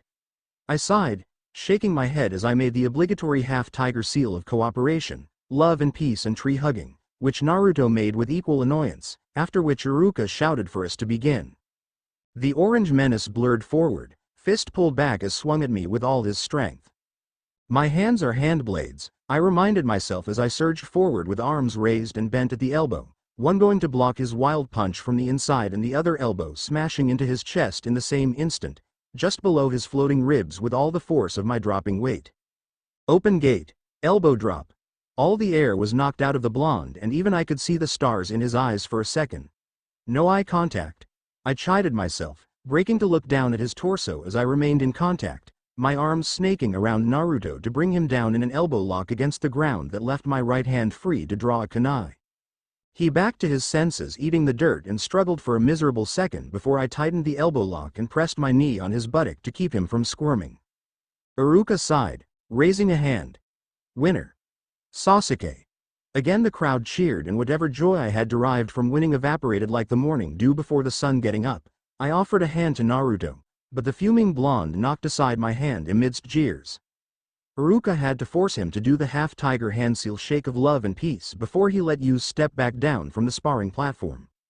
As I remembered, Uchiha Sasuke had originally been oriented towards a flashy and acrobatic, kick-oriented style of taijutsu before the time skip. But, well, I didn't like that kind of stuff too much, preferring to always keep at least 1 foot down on the ground so as not to compromise on my mobility. Once you were in the air, you weren't really moving until you landed, and I didn't like that at all. So I learned how to fight differently, which didn't escape notice among the teachers, even if they chose not to comment on it. So long as I kept winning and proved a sufficient level of competence, they probably didn't really care. I was blending a bunch of judo, kali, boxing, and karate stuff with what I was being taught at the academy, in a somewhat random mishmash, along with whatever other bits of taijutsu I had unwittingly stolen over the years with my Sharingan. It wasn't the cleanest or coolest style, but it got the job done, even without my Sharingan. See, the thing about the human sense was that they weren't equal. Sure, vision was superb in general, but it was also really, really slow. You could react to a sound twice as fast as you could to a visual stimulus, with your sense of touch being somewhere in between. So even with my eyes closed, once I had my hands on someone, they were toast. In fact, that was kind of specifically why I trained it.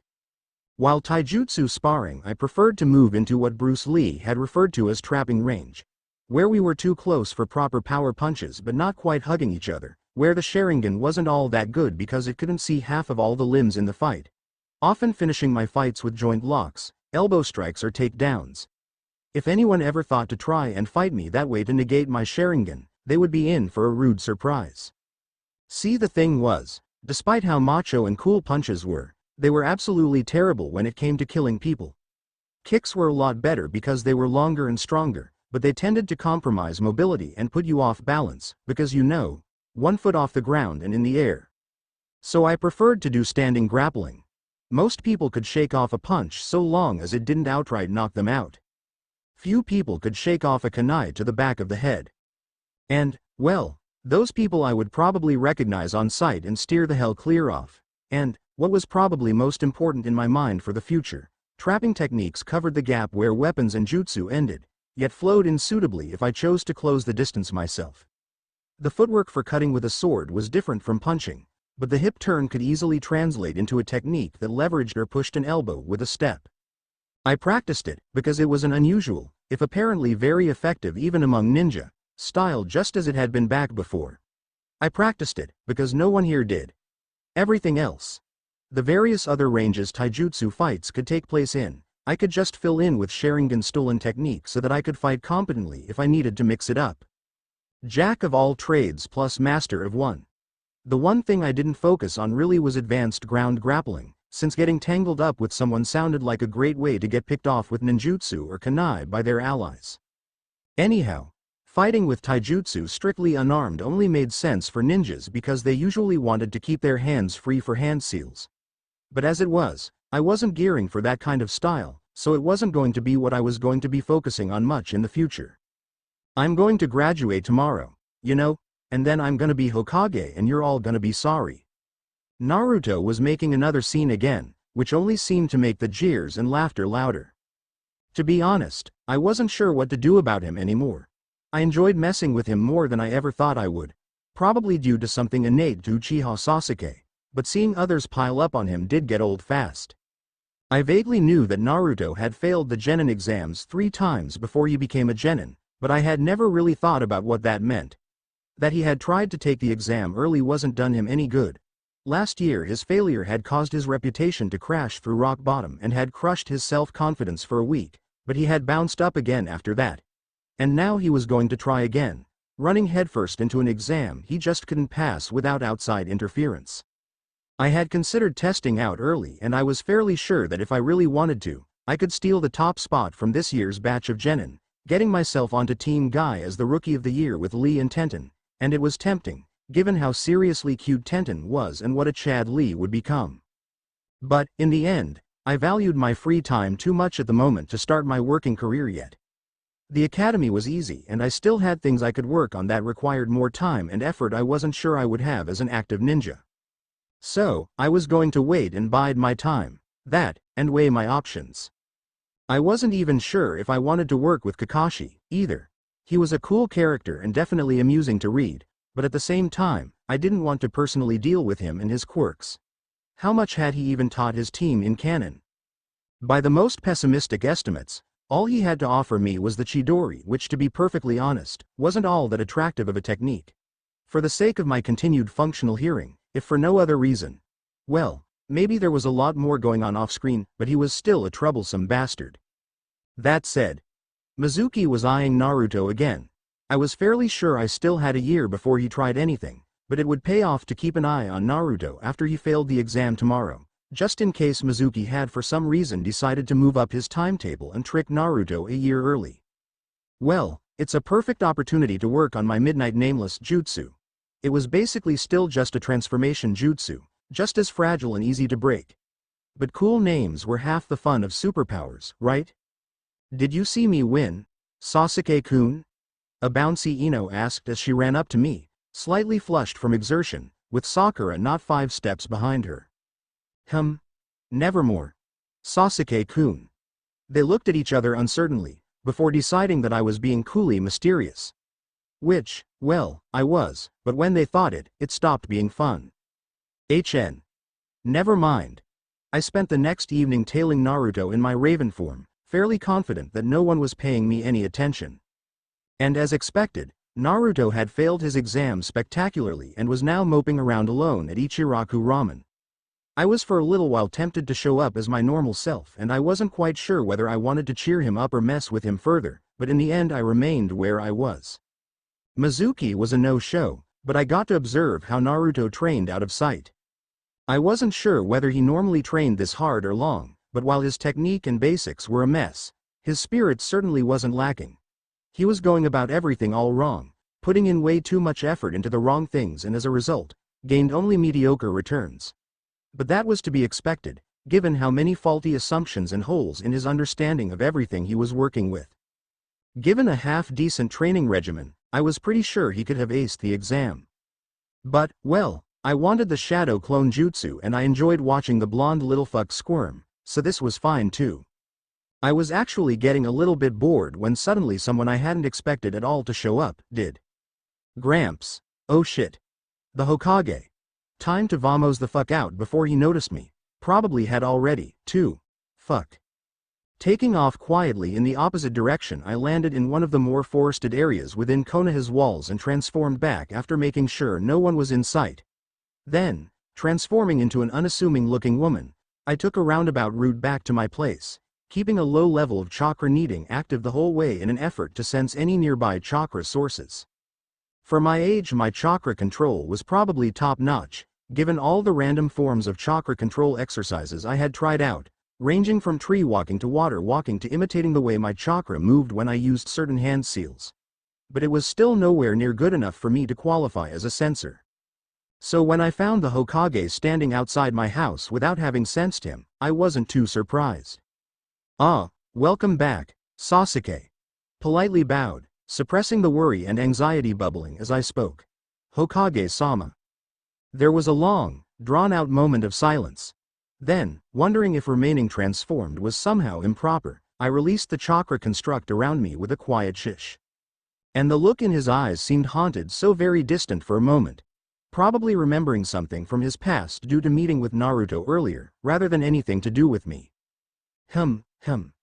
The old shinobi finally opined, rubbing a thoughtful hand over his beard. "You have certainly a very remarkable handle on the intricacies of the transformation jutsu. Very remarkable." "Thank you, sir." Had Sarutobi Hiruzen ever even directly interacted with Uchiha Sasuke outside of scenes like the mission desk?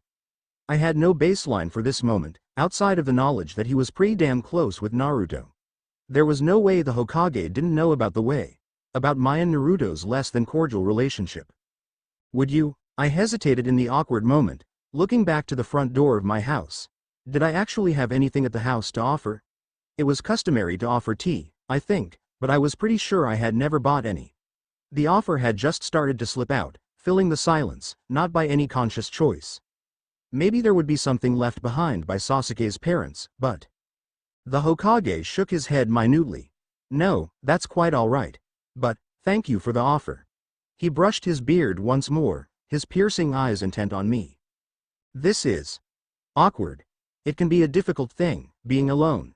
Very few, even among ninja, can stand it. I believe it is something natural, to seek the company of our like and to band together." What? Had he come here to play Will of Fire advocate? Oh, he thought I was pulling a Hinata on Naruto. Yeah, I could work with that. I just wanted to make sure he wasn't going to do anything stupid. It was the literal truth, too. The Hokage smiled warmly, nodding once. "He is very unlike those whose company you seem to prefer, isn't he? Brash and surprising children often make us worry, no?" Was he making a point about Shino and/or me? Or something else? I nodded once, saying nothing more. Getting caught was less than optimal, since I wouldn't be able to do this next year. I would just have to trust that Naruto pulled through with Mizuki, unless I could master some kind of clone technique that could establish an alibi and hone my stealth technique to a much higher level. Getting caught spying on Naruto once would be one thing, but a second time would rouse attention I did not want. And in noting that even as I had been caught I wasn't reflecting on it one bit, I realized that I hadn't changed much at all from my first life. I had always been like this, keeping everything to myself and plotting my own plots, heedless and uncaring of the thoughts and feelings of others. Hell, since awakening as Uchiha Sasuke I had never once considered telling anyone what I knew, or thought I knew.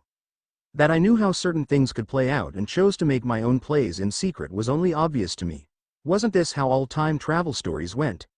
At least I wasn't hiding behind a guise of a misguided savior complex and was honest about my power plays. A hand on my shoulder brought me out of my thoughts, amusement plain on the aged face looking down on me, even if he was most likely entirely misguided about what had me so introspective and reflective. "Well, I should be going now, young Sasuke. If there is anything at all you wish to speak to me about, then..." There was something, but I hesitated. But he saw through it before I could hide the spark in my eye, and I realized it when he stopped talking. Grimacing, I looked away. It wasn't an entirely honest desire, yet at the same time, it was something that was bothering me. Well, it was something that would come up if someone who knew the Uchiha looked into me would notice, so it was probably the smart play to make here. And like so many other moves on my part, it was something I thought the real Sasuke might have done in these circumstances. His pride allowing, at least.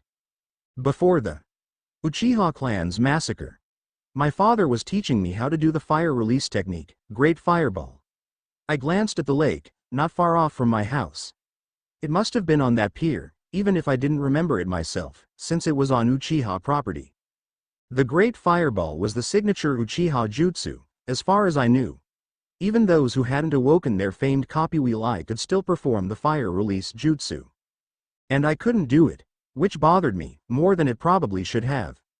It wasn't something that would fit into my kit or style particularly well, but if I could more or less emotionally blackmail it out of the Hokage and put that worry to rest, then it was probably worth it.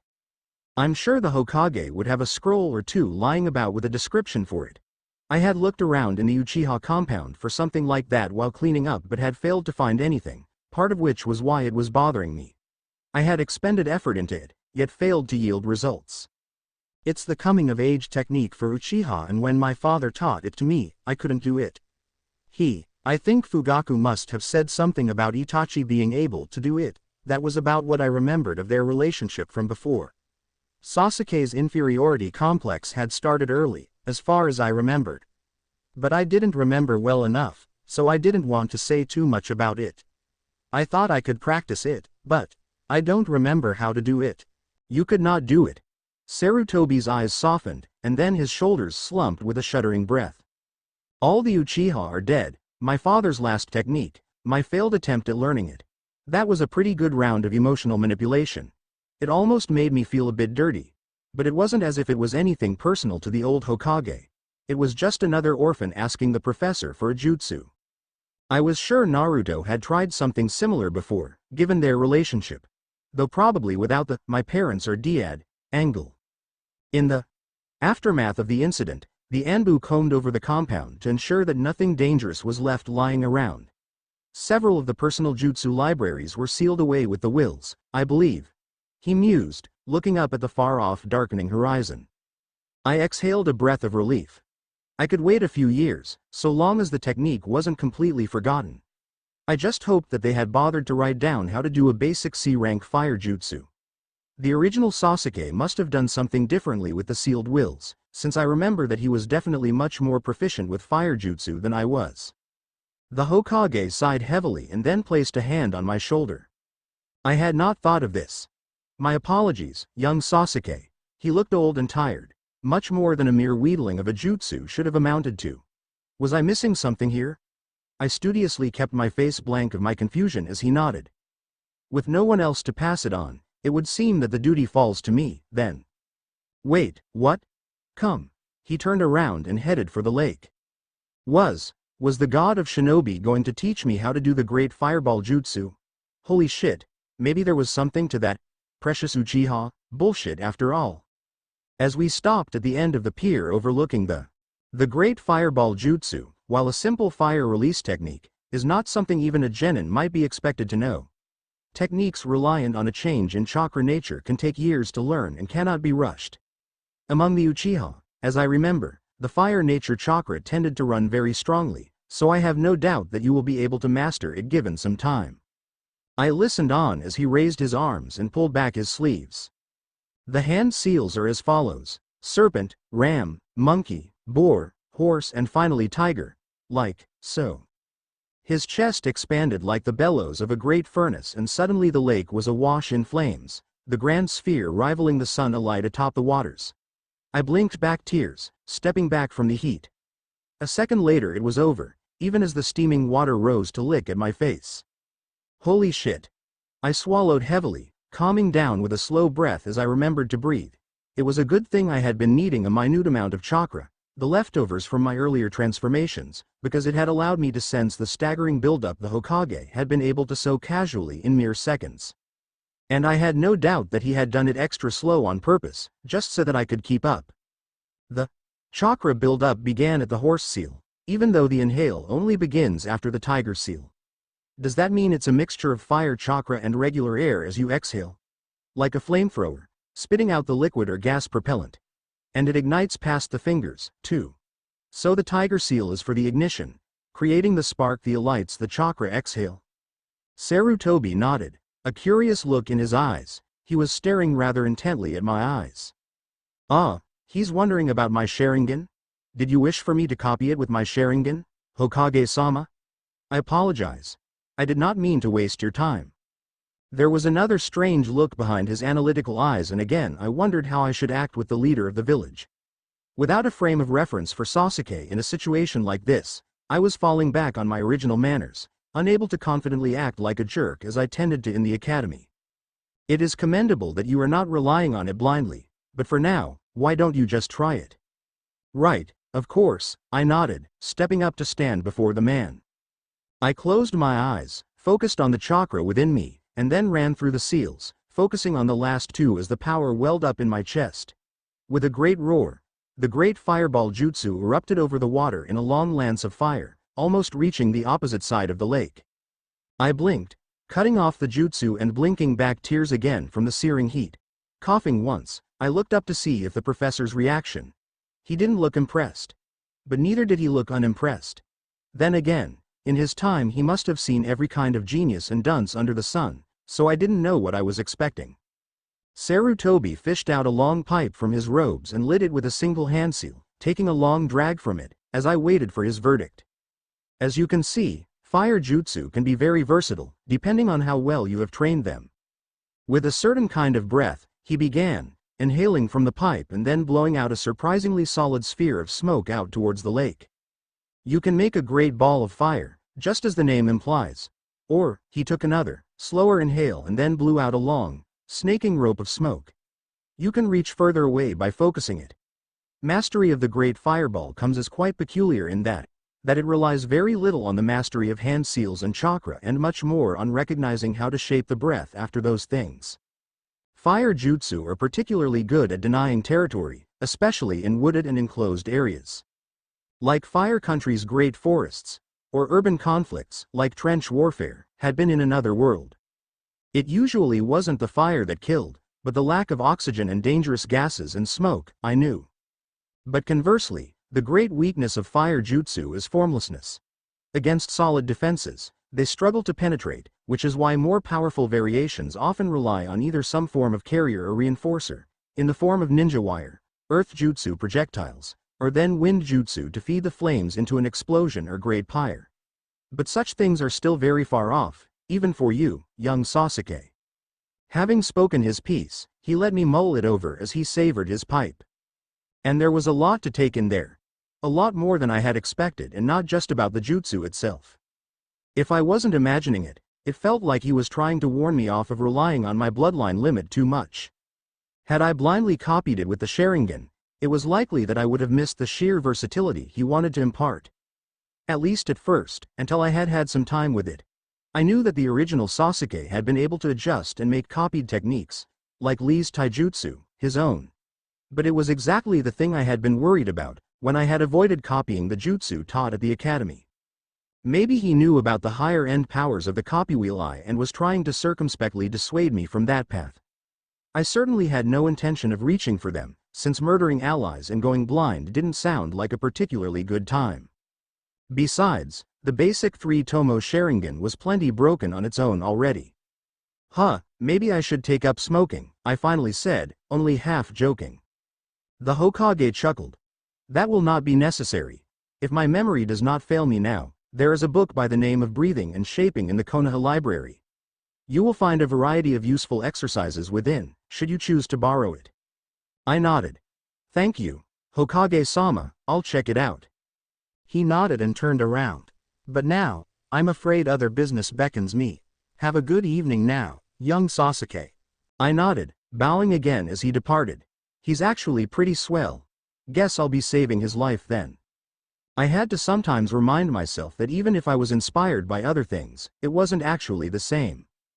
Case in point, transforming into a raven did not mean I was a raven animagus or something. I had lamented to Shino that transforming into a raven made the most sense, even if I might have wanted an eagle or a hawk form, but that didn't mean I was strictly speaking forced to be a raven. I was doing the transformation jutsu, meaning it was up to me to decide how it worked and to straighten out the kinks. Which was to say, I didn't have to strictly limit myself to being just a boring old raven. If I wanted to fly faster or be more nimble in the air, I could do that. So long as I know how. But that still meant I had to make compromises. Every pro had a con. A common raven form was perfect for spying, travel, and remaining inconspicuous even if I was doing something strange, like picking garbage or hanging around in loud places. Ravens were smart bastards, everyone knew that. But if I could break the sound barrier in a dive like a peregrine falcon, or if I had razor-sharp talons that could tear off a man's head, someone would notice. So I had to keep to the basic appearance of ravens and not stray too far out with any improvements. I was pretty sure I was already stronger and faster than normal ravens were, as a baseline, though. What do I want? I mused, eyeing the paper on my dining room table, sitting cross-legged with a pencil in my hand. Speech was a must, since communication was too important to pass on for a ninja. Even if I could just transform back, sometimes I might have to strap on a headset and talk while flying, or something. Besides, I had already named the jutsu after like the only piece of poetry I had ever bothered to remember, so I couldn't back out of the raven theme now. Besides, I had put too much time and effort into learning how to fly to start over now. I could probably figure out some way to enhance long-range travel speed later down the line, so trying to change the shape and form from that of a raven didn't make sense right now. Having insane diving top speeds like a hunting falcon was cool, but it wasn't particularly useful. Ravens were pretty fast, pretty skilled at doing tricks in the air, and were able to fly fairly long distances as it was, so there was no point in straying too far from that jack-of-all-trades build. Especially since the Sharingan wasn't super helpful in copying other birds' flying technique for whatever reason. Sure, I could analyze it in high detail and slow motion, but since there wasn't any chakra, I guess I couldn't just copy it completely. Or maybe it was because I wasn't a raven, so there was some kind of limit in my brain that kept it from being recorded and replicated. Because if I could copy a raven, then why not a cat or a cow or hell, anything and everything that moved? So no switching bird forms at will and need. I needed to learn and practice to master whatever form I used the hard way. Cheapskate superpowers. I grumbled again. One form I had considered before the raven had been the goshawk. Because those things were insane in the forest, not known as ghost hawks for nothing. But I was pretty sure most of their ability to fly through thickly grown forests stemmed from their incredible eyes. So, I hoped that with my Sharingan and some practice I would be able to fly just as well through Fire Country's lush forests as a goshawk, or then maybe through hails of kunai and shuriken, someday in the future.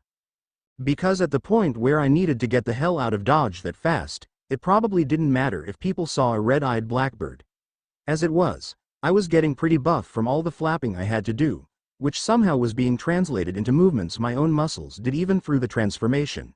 It was just as well since flying was more fun than regular boring old calisthenics any day of the week. Which just left. I need to catch an owl. They were the silent swoopers of the forest, practically soundless when hunting. It wasn't just for my own transformation sake either, though the thought of applying whatever trick the owls had evolved to my own form to achieve complete silence was certainly an attractive prospect. I also wanted to replicate it for my future arrow veins design. If I could eliminate all sound from my projectiles as well, that would make them that much more dangerous. Not that I knew what kind of owl I needed to catch or if any kind at all would do, or if there even were owls like that around here. I just vaguely remembered that owls were very quiet swoopers. Was that all? I tapped the paper with the end of my pencil. I couldn't think of anything else right now, other than to just keep practicing my flying. Already it was one of my great passions, something I could always count on to make a day just that much better. My sessions with Shino had been evolving and changing since we had first started, and by now we spent more time playing catch more than anything actually serious, since I hadn't fallen or accidentally lost my transformation midair in several weeks. In comparison, taijutsu and shuriken training just didn't stack up. Outside of the academy lessons, I hadn't bothered to train those at all. I couldn't do the kinds of crazy tricks I remembered that Sasuke had pulled off with wires and bouncing projectiles off of each other, sure. But I didn't particularly feel like I was missing out. Because fuck you, I could fly. And damn if I didn't just love flying. Not just soaring high above, but darting between trees and through bushes at top speed, pulling daring turns and loops with Sharingan blazing. I did it every day if I could, as much for the fun of it as for the physical conditioning it offered, and it showed. Guy and Lee could do all the handstand walking they wanted. It had nothing on the sheer upper body workout flapping wings was. That said, I had been throwing myself into ninjutsu practice like crazy after I had finally learned the great fireball jutsu, devouring every text even tangentially related to it that I could find. Mixing and matching chakra to air ratios, changing the shape and timing of the flames, creating long gouts and floating fireballs, trying to make it a long-range compact projectile that exploded on impact. I had burned more than one shirt in the past month. Most had even been accidents, but I had been growing out of them anyhow. I wasn't a huge fan of the original Sasuke's fashion sense, but I could appreciate his shorts, given how just hot it could be the fire country. So I had gone to visit some seamstresses and put in orders for new clothes. Dark blue long-sleeved shirts, light beige slacks and shorts, and then finally some white, black, and blue t-shirts, most without the silly high collars, and some protective mesh undershirts and new sandals. For all that fanfics made a huge deal about Naruto's orange jumpsuit, and I agreed, it was a blight on the eyes. I couldn't really fault him, given what other, more serious, ninja wore. Like, Canon Sasuke went through some weird phases. I had started out finding his first get-up of a high-neck t-shirt and shorts a bit strange, but with every change, my initial reaction was nearly always, without fail, fuck, go back. The sole exception that I could remember was his hospital garb right before he defected, and that was literally just sweatpants and a t-shirt. He'd probably been put into them by some nurses while he was catatonic, too. So could you really count it in his favor? Fashion in the world was weird, anyhow. Maybe I could do a good deed for men everywhere, by introducing everyone to polo shirts? By describing it to my seamstress and ordering a whole heap of them, I mean. Because polo shirts were fantastic. Literally, the level-upped version of t-shirts, except everyone pretended it was fancy for whatever reason. Also, usually better fabric than in t-shirts so they last much longer so you don't need to buy new ones all the damn time. Then again, it wasn't as if the dress code here was all that strict anyhow. It was like throwing on the flak jacket on top of whatever you wanted and presto, instant dress uniform for ninja. Maybe I should look into getting a good kimono later on. Anyhow, for now, I'd just be basing my clothes off of that initial set Sasuke had used. Just long-sleeved and legged instead of all the weird bandages. Light-colored slacks with dark shirts of good cut and fabric were the kind of smart casual you could wear anywhere, regardless of what world you were in. One thing I noticed was that I had to get shorter pants than before. Not just in absolute length, but relative, too. I was used to shoes, so having a little bit of slack at the ankle. Not like 80s dress slacks or 90s baggy pants, but I'd rather not have them cut dramatically above the ankle either. The association of that style of pants with the metrosexual assholes who had more networking skills than actual ability was still just too strong. The always well-dressed, a touch too slick types. But with the footwear used here, it was probably better to err on the side of a slightly higher cut. Speaking of, I'd probably be getting some custom sandals later on, too, since the common blue ones were just hideous. They were like Crocs, but somehow even worse, in my honest opinion. I liked walking around barefoot, sure, but what's wrong with closed-toe shoes, or socks? Whatever, I could still live with bandages in place of socks. They weren't too far off, and I had used small towels in place of socks back in the military, when I'd run out of clean socks, so that was nothing new. But I'd definitely get some better-looking custom sandals done at some point. All that Uchiha money had to be good for something. Speaking of, I hadn't been sure how prominent the Uchiha logo needed to be, but apparently, with all the clans running around in Konoha, there was a tasteful standard that I could fall back on, according to the seamstress, so I let her handle the details. Clothes in the end were still just clothes. So long as I didn't look like a complete fool and it did its job against the raining elements, it was hard to really care too much. And since I could afford the better stuff, which also served as better protection, there was no reason to skimp out. Smart casual. The clothes for a man too smart to waste time worrying about what to wear. Except hadn't I just spent a whole day detailing everything to my seamstress like a ponce? Even if I was just having her recreate the type of clothing I would have bought without a care at the supermarket before. Insistence on sameness and refusal to change. That does sound familiar. Still, with the genin exams finally coming up, it was time to get into the groove of things. As for the weapons I was hoping to wield, it hadn't been difficult to procure a basic blade, and I had started working on some drills with it already. Nothing complicated, just basic swings to strengthen the tendons. Your muscles could start showing improvement after a mere week after exercise, but tendons and joints took months. So you had to be careful, start slow and build them up. But the matter of the bow had been proving much more difficult to tackle. Most of the materials weren't a problem. High-quality ninja wire and any decent hardwood for the riser would suffice for a basic design, but it had been difficult to find craftsmen capable of making the cams or the limbs of the bow. Even if I settled for a simple single-cam compound bow, I would still need one lightweight yet durable cam and a pair of durable, lightweight and worst of all, flexible, limbs for it to work. The exact shape of the cam and the need for the limbs to flex made it a job that not just any craftsman could tackle. Konoha's smiths were skilled metalworkers for sure, but few had any ideas on how to tackle my needs. As far as I knew, CNC milling wasn't a thing in Naruto either. In the worst-case scenario, I would have to learn how to use lightning chakra myself and then chisel out the cam myself before I could start making a compound bow. So for now I had to settle for another hunting bow, one matched to my current strength, along with a few orders of locally produced hunting arrows for practice. I wasn't satisfied, but it would have to do for now. At the very least, I had confirmed that the Sharingan was tailor-made for intuitive archery. Just as with Shuriken and Kunai, with a bit of effort I could read even the most complex of trajectories even before loosing, making it child's play to get bull's eyes. But at the distances I was still practicing at, there was no point in taking a second for the perfect shot. I had to be moving and had to cut that time down to a fraction of that if I wanted to for it to be useful. It had taken a while of testing out and comparing the hard data, but I had eventually been forced to conclude that at mid-range the bow wouldn't be able to stack up to mixed shuriken and kunai throwing. The rate of fire of kunai and all the possible arcing trajectories of shuriken were simply too versatile. They weren't the optimal tools for a lot of things, but they filled a very wide gap reasonably enough. If you couldn't do short to mid-range harassment, then anyone and everyone who could would dominate you there. Kunai and shuriken had become universal shinobi equipment, despite their shortcomings, because if you didn't have them then you had to wade through your opponent's hail of bullshit before even reaching. It wouldn't necessarily kill you, but it would make a difference. They were sort of like the regular ki blasts in Dragon Ball, or something, in that they seemingly just filled a niche of useless but looks cool, but actually having a very deep and intricate function in tactical flow and control. Even my own half-assed and mostly copied skills dwarfed anything I could do with a bow right now, so I had been forced to shelve the bow for now. But I wasn't quite ready to throw in the towel yet. Once I had a design that could loose arrows over half a kilometer or so with, then I was sure that its strengths would start to shine. So for now I trained by hunting in the forests for small game, thinking of that glorious future.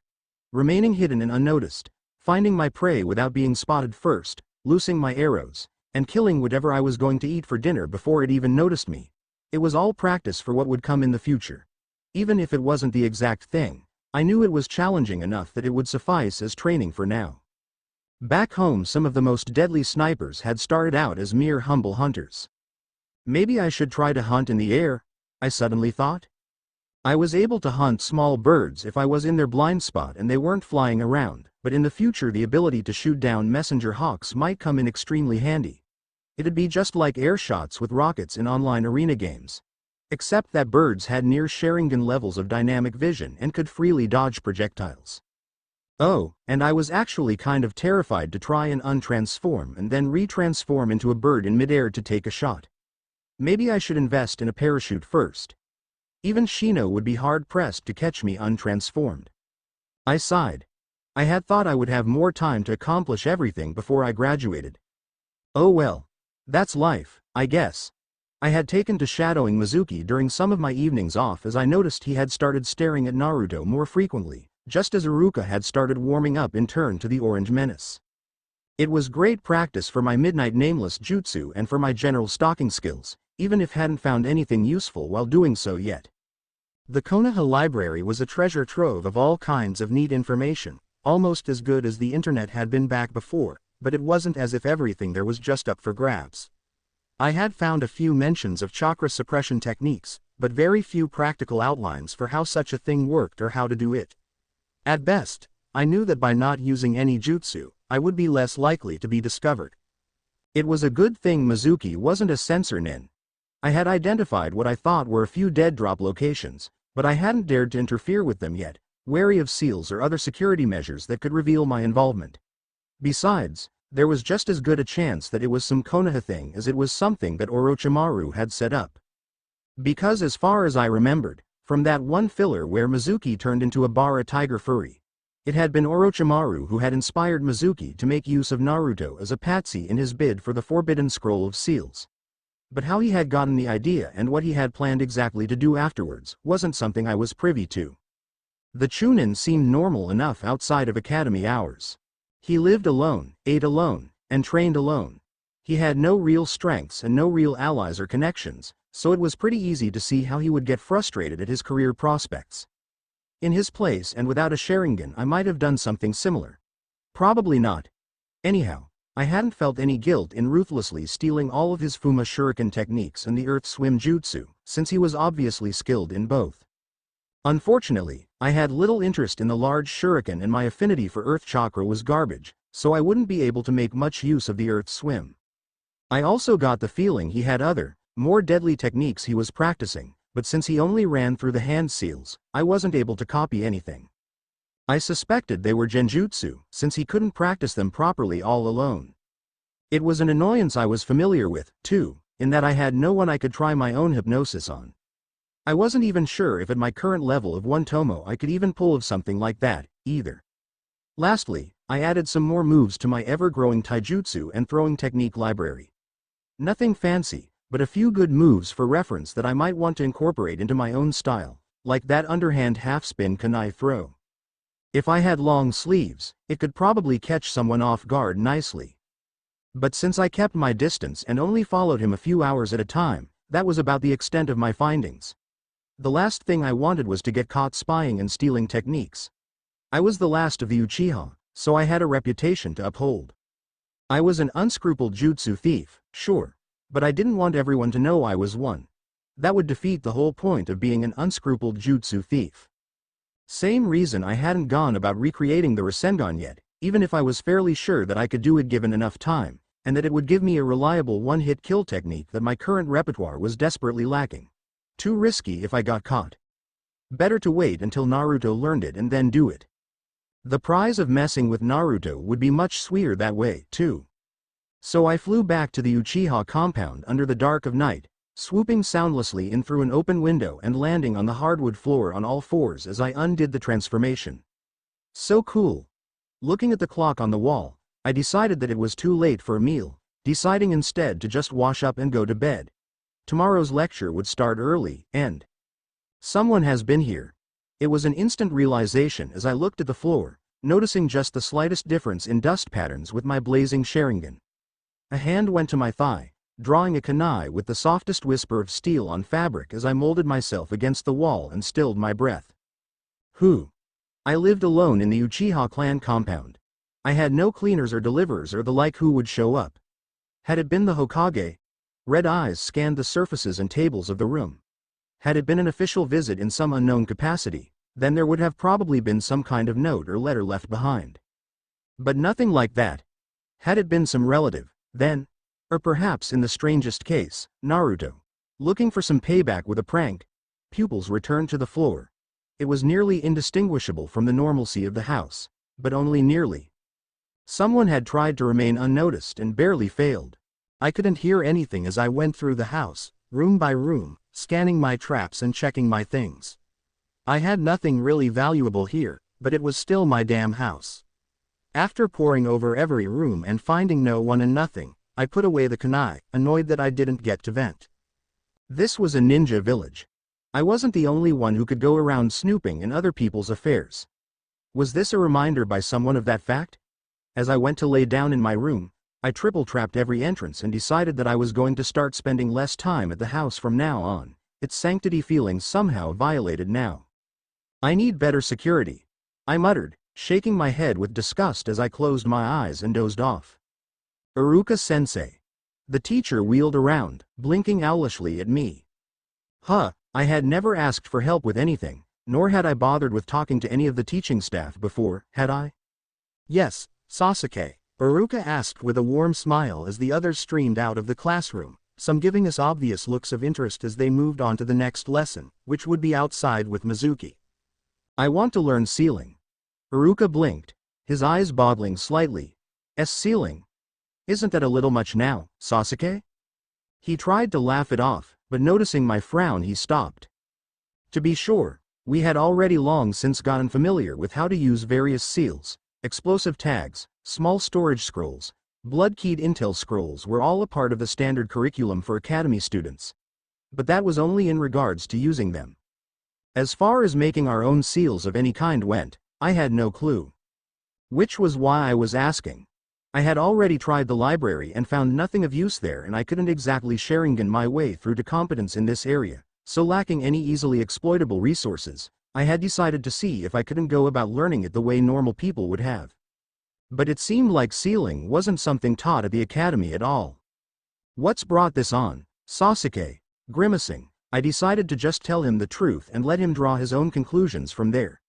Someone broke into my house while I was away. I want better traps. That made Iruka's face go carefully blank. He licked his lips. I don't think explosive seals are the answer. They're usually the question, yes. So the answer was usually an emphatic yes. Iruka blinked again, but this time it looked as if he was in on the joke as he relaxed, chuckling a little. Well, be that as it may, unfortunately teaching Rin seals is restricted to Genin and above. Most advanced seals are also only available to Chunin or above.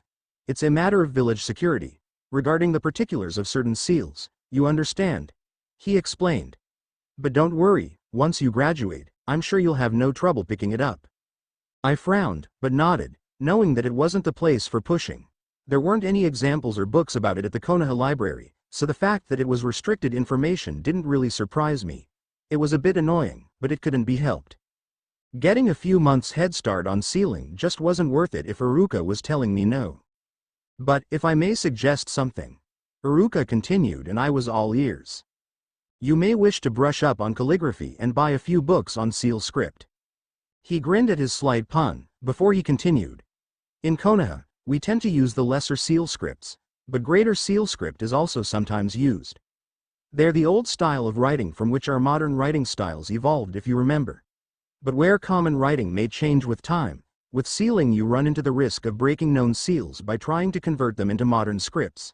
Thus we stick to the older, less mutable ones. That made sense. Sometimes the seals shown portrayed modern kanji, while at other times they looked like complete squiggly nonsense. Ah. I read somewhere that sealing is as much an art as it is a science. By that, do they mean, guess what exactly this obsolete character means and hope it means what you think it means? Iruka nodded, and his amusement was plain as I let out an explosive sigh. Thank you, Iruka-sensei. I'll look into it. The rest of the academy lessons for that day went by in a flash, as I kept trying to think about how to go about approaching this new problem. I didn't even have the energy to bother messing with Naruto or Kiba, or showing off. Shino must have noticed my inattention since he was pushing up his shades more than usual and staring at me, but he couldn't speak up and tell me off because Mizuki kept droning on. Tenten was probably my best resource at the moment for sealing, since she was also just a genin and it was something she had shown off in the Chunin exams. But she probably didn't know that much yet, if she had only recently gotten started. The previous genin exams weren't still that far behind us, so I doubted she was anywhere near as talented as she had been during the preliminary round against Tamari. Maybe I could approach her before the exams. It would probably be worth a shot, depending on whether or not I passed Kakashi's test. Or bothered to pass. I was still undecided on that front, having looked into my options. The Genin Corps might not be such a bad place for what I had in mind, hadn't I been complaining about how little free time I had. Being restricted to menial D-rank missions might not be so bad, since I knew what was to come anyhow. Who needed a Junin sensei when field promotions were a thing? If I could get my archery down pat in time for the invasion, well. Could you say, target-rich environment? Just set up on Hokage Rock, maybe with a few advanced clones for an even greater volume of fire, and then just start picking off ninja. If I took down any significant percentage of hostiles, I was pretty sure a promotion would be a guaranteed thing. Of course, that meant leaving Wave Country to get crushed by that one criminal business tycoon what's-his-face guy. Which wasn't actually anything I cared about all that much. Sure, Naruto would lose out on character development and there'd be no great Naruto bridge. But when had any of that ever come up again? I couldn't remember. Did precious people, as a concept, ever even matter in the rest of the story? For all the hype about Kakashi's creed about never abandoning teammates, did Naruto ever have to face a decision like that where it mattered? I couldn't remember, so I was going to go with probably not. On top of that, the entire fiasco had come down to the wire far too many times to be worth a second attempt. I wasn't going to be willingly running up against a ninja of Zabuza's level on my first serious mission, knowing that Kakashi was probably going to screw it up, and I certainly wasn't going to trust in Haku's gentle heart to save me or for Naruto to have his Kyuubi engine revved and ready in time for me to not actually die. Too many variables with too many times things could go completely wrong. Besides, when putting Zabuza and Haku on one end of a scale and then Tazuna, Tsunami and Izuna, Isaribi.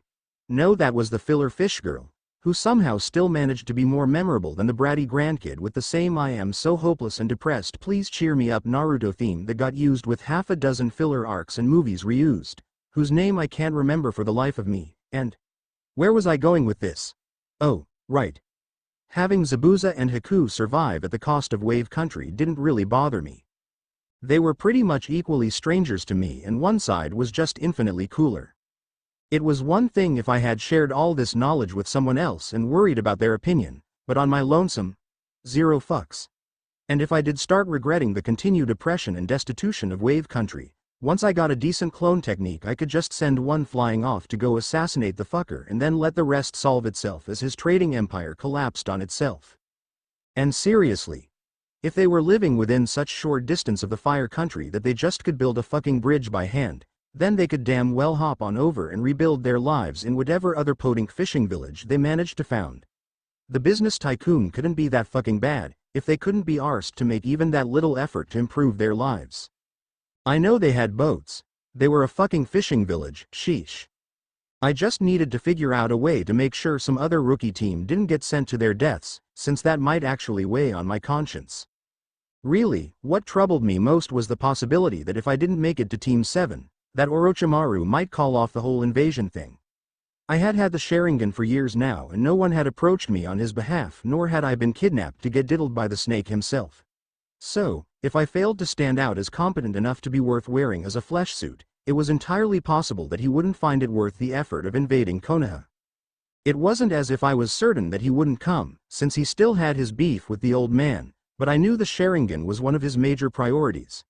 So regardless of what I chose to do regarding Team 7, I would be doing my own scouting flights once the Chunin exams started to get a handle on the changes I would have wrought. It was why I had been training so hard to master my Midnight Nameless Jutsu. Information was always king. Really, it came down to what to do about Naruto, because as long as he had the Shadow Clone Jutsu, he was going to be fine fighting potential-wise. Jiraiya would sooner or later show up, and with the sexy jutsu the Rasengan and summoning jutsu would be in the bag. And as for his mentality, he already had a will of steel. All he needed was to get a little bit blooded and he'd distinguish himself in the eyes of the villagers and he'd be well on his way to greatness, as far as I saw it.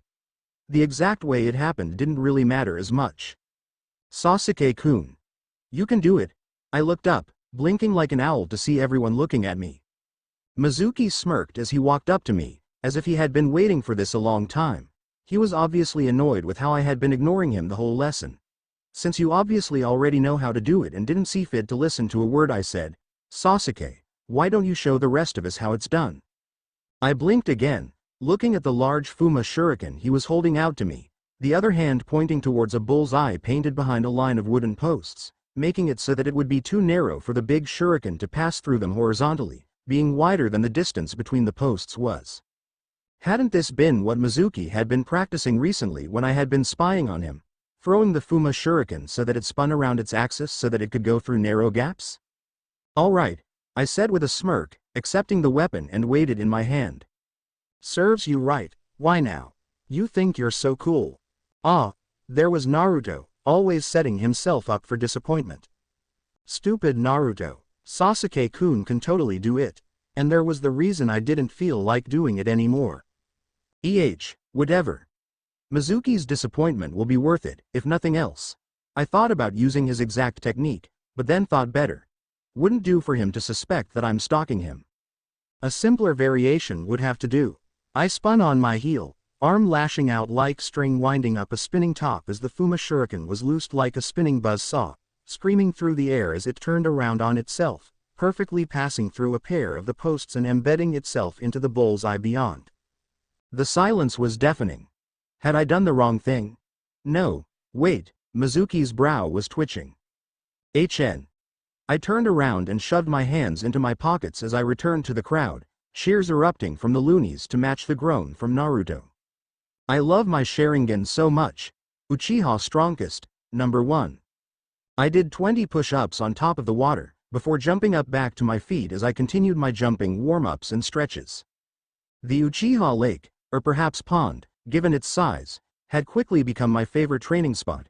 It was wide, flat and always open, being a body of water on private property and all, giving me a chance to not only practice and train normally, but hone my chakra control while I was at it. And when I got bored, there was always the small patch of trees to the side, which served as variation when I wanted to do something else, like tree walking. Water walking had honestly been a lot easier than tree walking, but I think that was mostly because I had to learn how to expel chakra from my feet in the first place for the latter, while the former only required a little variation in how I did it. I had been messing around with various chakra control exercises since then, but nothing really challenged me in the same way that tree walking had initially. I had of course trained to stick to surfaces and to keep myself afloat with any part of my body as well, but since the feet were the hardest, it was really easy peasy in comparison. Things like making things float on the palm of my hand and spinning them around came next, a form of Rasengan precursor that I allowed myself to try out, but it was pretty boring and hardly useful given how weak it was. The most challenging thing I tried out was trying to send shuriken spinning out of my hand without touching them, but it was less a problem of control and more about just straight up having enough power to match the power of a normal throw. I figured that maybe I could develop an enhanced throw the same way an overpowered expulsion of chakra from the feet could be used to run and jump faster and further. Unexpectedly, the practical side of training wasn't interesting me nearly as much as the theoretical was. Settling down on the water and allowing it to settle in turn, I raised one foot in the air and closed my eyes. Immediately I almost fell, but after a shaky second, I found my balance. I did 10 pistol squats with the one leg, then switched to the other, repeating the shaky centering of my balance. I had never been good with pistol squats before, so doing them now was kind of fun. By now adjusting the chakra control for 1 or 2 feet on the water was easy. I could practically feel the surface tension giving way before it happened, allowing me to correct for it immediately. It was already second nature, meaning that I could get knocked off my feet and still not lose control and get submerged.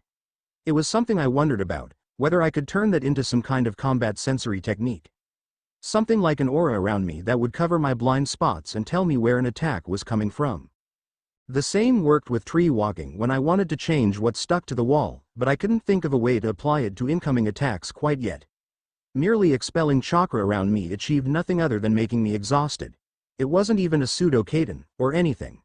Just wasted chakra. I had tried a lot of strange things to see if I could turn them into chakra control exercises, but so far there hadn't been many good ones. I didn't really remember that many variations from fanfiction, either.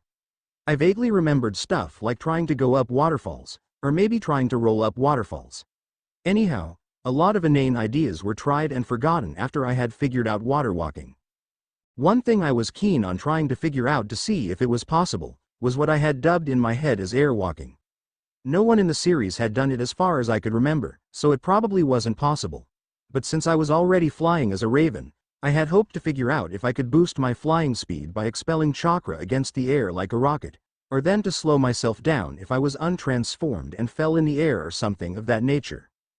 It only made sense to prepare for the eventuality. But it wasn't easy. Chakra didn't act like a compressed gas, even if it might look like it when I used the overpowered form of tree walking to add a burst to my step. It only looked like that when it interacted with air alone. It was more like the two materials themselves violently repelled each other. So the idea of jet propulsion seemed out for now. Maybe wind nature chakra was different, but regular chakra certainly didn't work like that. Chakra could hold onto solids and disperse into liquids, but with gases the best I had managed was to simply push it away, ruffling hair, clothes, and grass around me. But just because I could push air away didn't mean I could push myself against the air. I didn't seem to experience any real feedback from the air, regardless of how much I pushed out. So, even if I acquired immense chakra reserves, it didn't seem possible for me to go around flying like Superman. Or rather, Goku. How did Superman fly anyway? Forget it. My only lead so far was that I remembered Tamari being able to fly on her big-ass fan. But she wasn't here and wouldn't give me the time of day anyhow. Which was a shame because she was hot and cool and kinda scary in the right way. Anyhow, for the moment, airwalking was a complete bust. But the implications of how chakra interacted with the different mediums, matter in its different phases, was what intrigued me. The fact that I could latch onto or push away solids and liquids with chakra alone explained quite a bit about my anime physiology. If a normal human being could stand on a wall or the ceiling, it wouldn't end well for them. Right? Their ankles would snap or the blood would pool in their head, all kinds of weird things would happen. But with an excess of chakra within my body, something fundamentally changed there. Like how I could stick to a surface, so too could the various bits within my body stick to where they should be. It was like each individual bone, vein, tendon, muscle, and organ had their own seatbelts of sorts.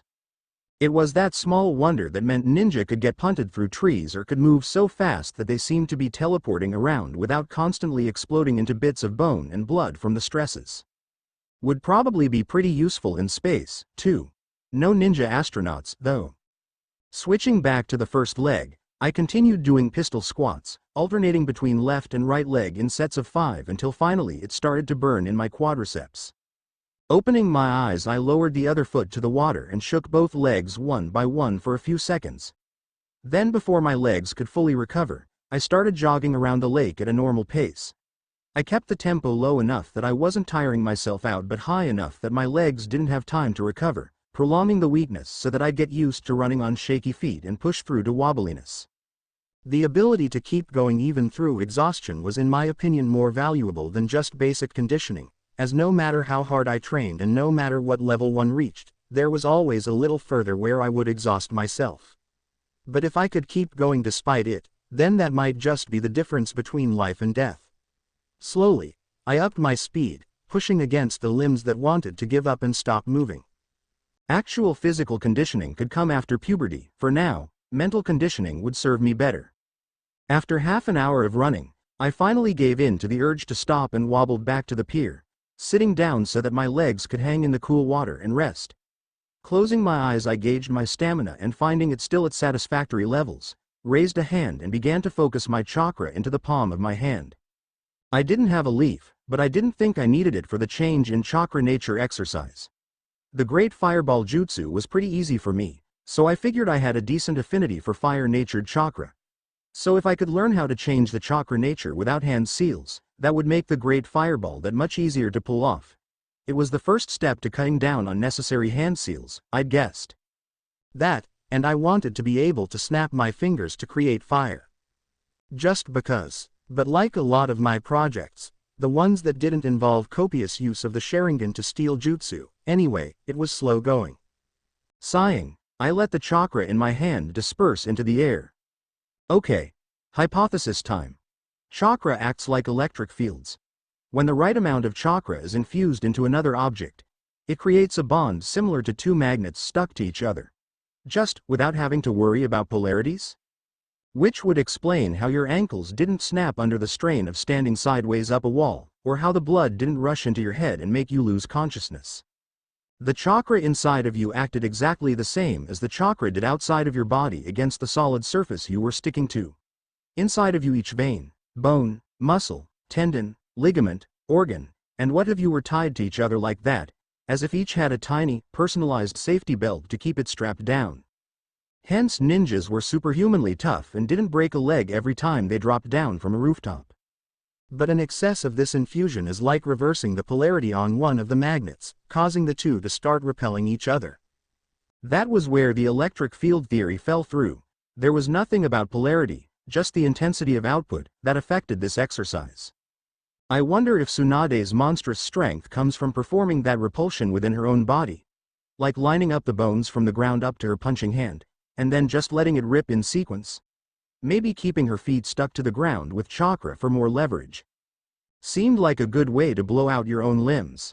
Because the repulsion seemed rather violent, like an overpressurized container breaking and spewing out its contents. But where the electric field analogy failed to clearly explain repulsion, the high-pressure gas or liquid analogy completely failed to explain how to stick to things. I was leaning more towards the electric field theory, but I needed to be sure. Even if I merely disproved both, that would still give me some peace of mind. So how would I devise a test for either explanation? I draw a kunai from my pouch and raised the ring hilt to my eye level, staring at it intently. What if? I extend a finger and touch the ring, infusing a very deliberate amount of chakra into the metal. Then, I pull back the finger, trying to draw it away from the kunai without. Damn, it just came loose as if I had used too little chakra in the tree walking skill. It took a few careful tries, but eventually the thing I had been trying to accomplish happened. The chakra infusion in the kunai remained there as I pulled back the finger, but at the same time remained in my finger as well. It was like chewing gum, stretching out and creating an invisible thread between the finger and kunai. Hey, so this is how chakra strings work. Looks like a +1 for the electric attraction hypothesis.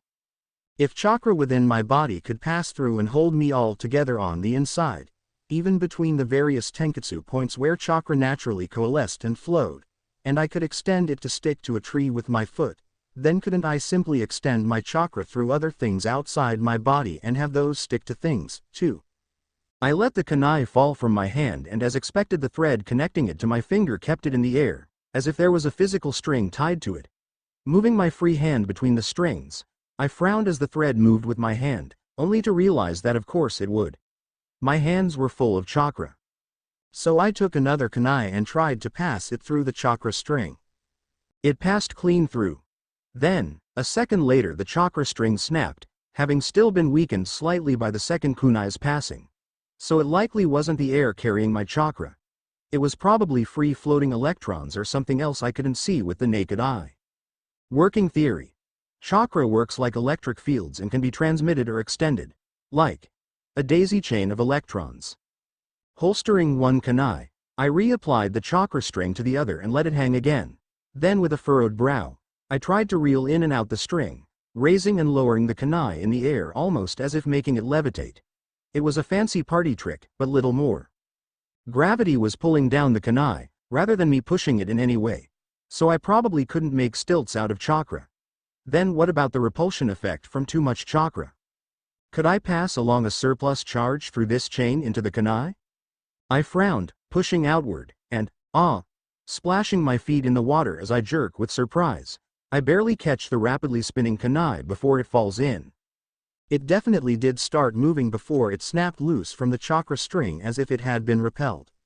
But it wasn't as potent as what I could do against the ground or anywhere near as controlled. Another, needs Tsunade tier chakra control to make work, idea. One that I could maybe take another look at later, once I had a better handle on the basics. Okay. Then how about the water walking skill? How does that fit the theory, since I'm releasing a constant and changing amount of chakra into the water, unlike with the fixed amount necessary for maintaining a tree walk? I poked at the water. Nothing. I poked at the water again. Scowling, I poked at the water again, but this time I only managed in pushing it away beneath my finger as if I had been blowing at it very hard. A second later the surface returned to its normal shape, tension resuming equilibrium. So, I can't put a chakra string onto a liquid. The chakra floats away and vanishes, but not as quickly as in the air. Which meant that I wasn't actually walking on the water, I was walking on the chakra I was pouring into the water, having it repulse the chakra within myself or something. Which neatly explained why it was so easy to remain on the surface, so long as I knew the right amount to constantly release into the water. I didn't have to compensate by doubling the rate of chakra infusion into the water when I raised one foot immediately but slowly, because the chakra still remained in the water for a while. So depending on how many points of contact with the water there was in the internal movement of the water moving away the chakra being infused, the amount needed constantly changed but only very slowly, compared to the immediate need to adjust if switching from 2 feet on the tree to just 1. Maybe. So what did it mean for air walking? Chakra dispersed too quickly into the air for that to work. Well, maybe I can create some form of chakra stilts to walk on, pushing off against the ground and then maintaining my position with a chakra string at the same time, like some sort of maglev train. Chakra levitation? Pushing and pulling at the same time couldn't be easy, though. I shook my head. Well, at least I learned how to use chakra strings. Maybe Konkuro would agree to show me some techniques when we met. Or then I could steal his skills if he tried to kill me. That sounded fair. And much more likely. Maybe I could bring along a puppet in a sealed scroll by then, just to mess with him. Besides, I could think of at least a half-dozen applications for the chakra strings which bore testing. It was kind of interesting reverse engineering jutsu and skills like this, knowing that they had originally been thought up by a mangaka, probably without all the internal consistency and verisimilitude that I was discovering, but rather inspired by other things and mishmashed together into one setting. I had to wonder just how far along I could take kind of thing. Could I, by following the path of history and the logic of chakra, recreate all jutsu? Enough channeling Orochimaru for one day. I'm hungry. I got up and returned to my house, heading straight for the bathroom to wash up. I woke up to the chirping of birds. Rolling over, I looked at the clock to see that it was still before 6. I hadn't set any alarms last night, just as I hadn't set any alarms to wake me up since I had started sleeping here. Alarms clocks are degenerate. Reaching over, I grasped the glass I had left last night on the bedside and downed the water within before standing up and heading for the kitchen and bathroom. Washing my face, I blearily looked myself over in the mirror. Should I cut my hair? It had grown long. Longer than I ever really remembered Sasuke having, outside of his weird cursed seal transformation, anyhow. It wasn't like Itachi's smooth hair either, being spikier and darker. Not quite Jiraiya levels, either, but somewhere in between. I'll just use a bit of ninja wire and tie it into a ponytail. Thinking about hair care and style was too much effort to bother with. I figured if it got too long I'd just take a kunai to it, since I hadn't seen any barbershops in Konoha. Maybe I should just shave it all off and be done with it. That had been my hair care plan before. Take it all off in spring, let it stay cool in summer, and then let it grow long for winter. Didn't need a hat that way, see? It would be kind of amusing to see how the fangirls reacted to it if I showed up one day to the academy with a shaved and polished chrome dome. Chuckling, I brushed my teeth and then transformed, just making a set of exercise clothing I could sweat freely in. It saved the effort of extra laundry, and I didn't want to mess around with a different size or proportioned body while training and build in awkward instincts, even as I trained the jutsu. After that, I went for a light morning run, circling the Uchiha compound once and then crossing the lake and finishing with a way through the trees. I wasn't sure if chakra control was permanent, in the sense of once you learned it you just knew how to do it, like riding a bike or something, or if it was a perishable skill like most combat skills were, so I made a point of doing it at least a little every day. That way, if changes to my chakra capacity or mass did affect the skills, then I wouldn't notice it the same way I didn't really notice the small daily changes to my body's height or weight when I walked or ran. While in the forest, I made a point to train my pull-ups, doing 3 sets of 20. I intended to continue raising the sets until I could do at least 50 with each hand, since the muscles involved there were more important than those involved in push-ups, when it came to most fighting techniques. Or then maybe get started on doing muscle-ups at sets of 30, I hadn't really quite decided yet. After that, I retrieved my sword, a wakizashi that was slightly on the shorter side for my current stature, but still within acceptable limits. I had been doing drills every day with it ever since I had acquired it, running through basic cuts, thrusts, parries, and movement drills to get used to it. Waving it around like a fan with one hand was a very good and serious way to train the wrist, no laughing now. The thing about swordsmanship was that it was a highly perishable skill. If you didn't calibrate the techniques in and retain the feel for the blade you wanted to use, it was easy to lose your form and overdo techniques. It was why I had never particularly liked kendo, back before, preferring heavier blades over the bamboo slats. And without a partner I couldn't really build in the muscle memory for any proper techniques, so until I got a decent clone technique, I wouldn't be able to advance anywhere beyond the basics. Finishing off with a flow drill that emphasized continuous movement and strengthening the whole body equally, from wrists to ankles, along with creating the sense of how power was generated from the feet against the ground through the hip all the way back up to the tip of the blade, I sheathed the blade and returned it to the house. Kicking off my sandals, I checked the time and undid the transformation, leaving me in my underwear, which I without much ado kicked into the dirty bin as I headed for the washroom. Still enough time for a quick shower and breakfast. Letting the cool water run down my skin and relaxing my muscles, I once again wondered whether I was training right. Back before, I knew how to train physically, because I could consult the best minds of the past millennium through the internet, and not just the modern-day fads. How to balance exercise with rest and nutrition, having once in my youth fallen prey to the masochistic gym culture that worshiped the day after pains, form over function, and set their goals in almost meaningless numbers. This many kilograms here, that body fat percentage, so and so many reps, daily caloric intakes, bulking and cutting, tearing muscles and being forced to start up from the ground to train all the other muscles in the arm to compensate for it, learning to live with chronic tennis elbow. I didn't miss any of it. I hadn't broken a leg on a water park halfpipe in this body, and my knee definitely knew it. But I had to wonder if I was pushing myself enough. I knew I could go harder, not just from prior experience, but also from the fact that my old expectations were constantly being blown out. Chakra really was something else. Even without trying to use it, my current body seemed like a jet engine barely staying on the ground as I kept throttling the gas. I was starting to think physique had little to do with conditioning in this world. It wasn't like Dragon Ball. Very few people here had physiques I could call extremely trained. Perhaps Kishimoto had been lazy, or perhaps he wanted to emulate the bodies of career soldiers who didn't have time for constantly keeping themselves at a peak human shape. But I remembered that even the toughest, fastest and strongest of ninja had fairly unimpressive muscles.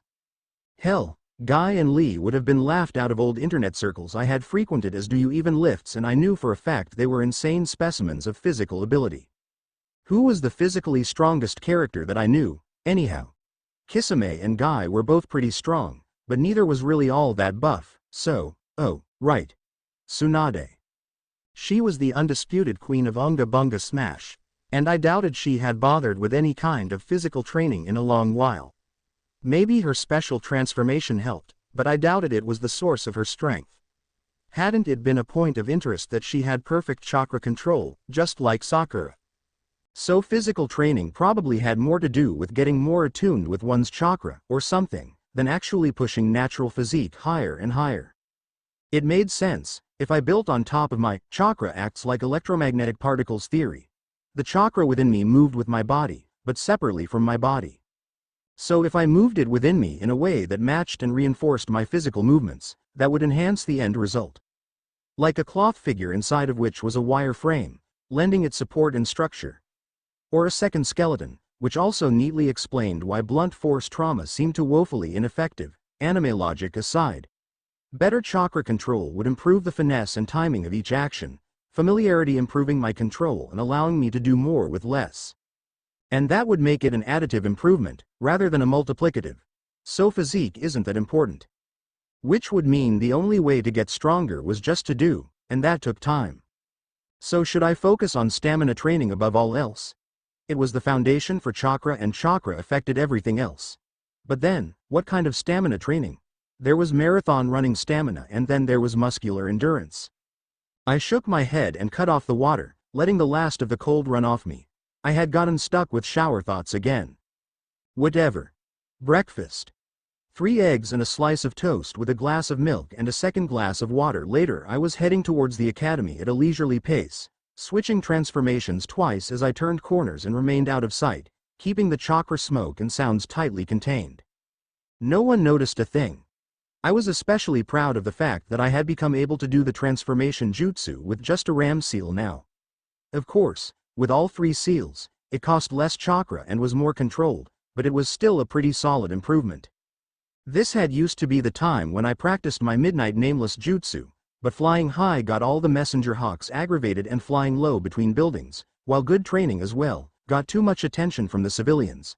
Sure, the Hokage already knew I could do that, but that didn't mean everyone else had to know as well.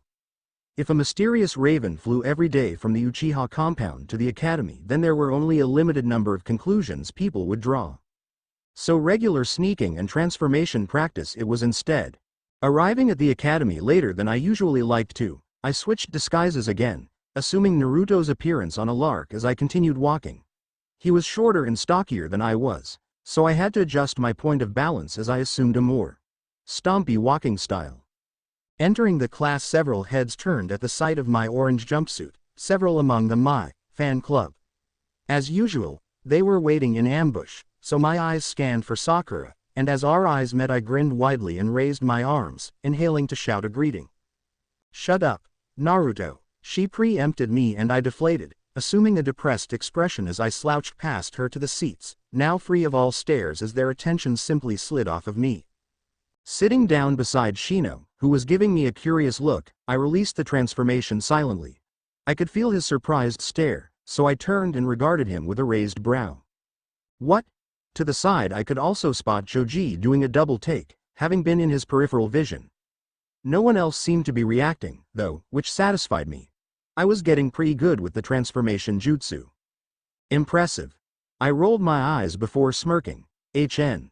Routines got you killed. I remembered reading in a previous life. Both in military and civilian life, being predictable made you open to hostile action. It hadn't been something I had really needed to care about ever before, but since I was going to be a child soldier, I had tried to take it to heart, using my classmates as practice. Sometimes I came early, sometimes I came late.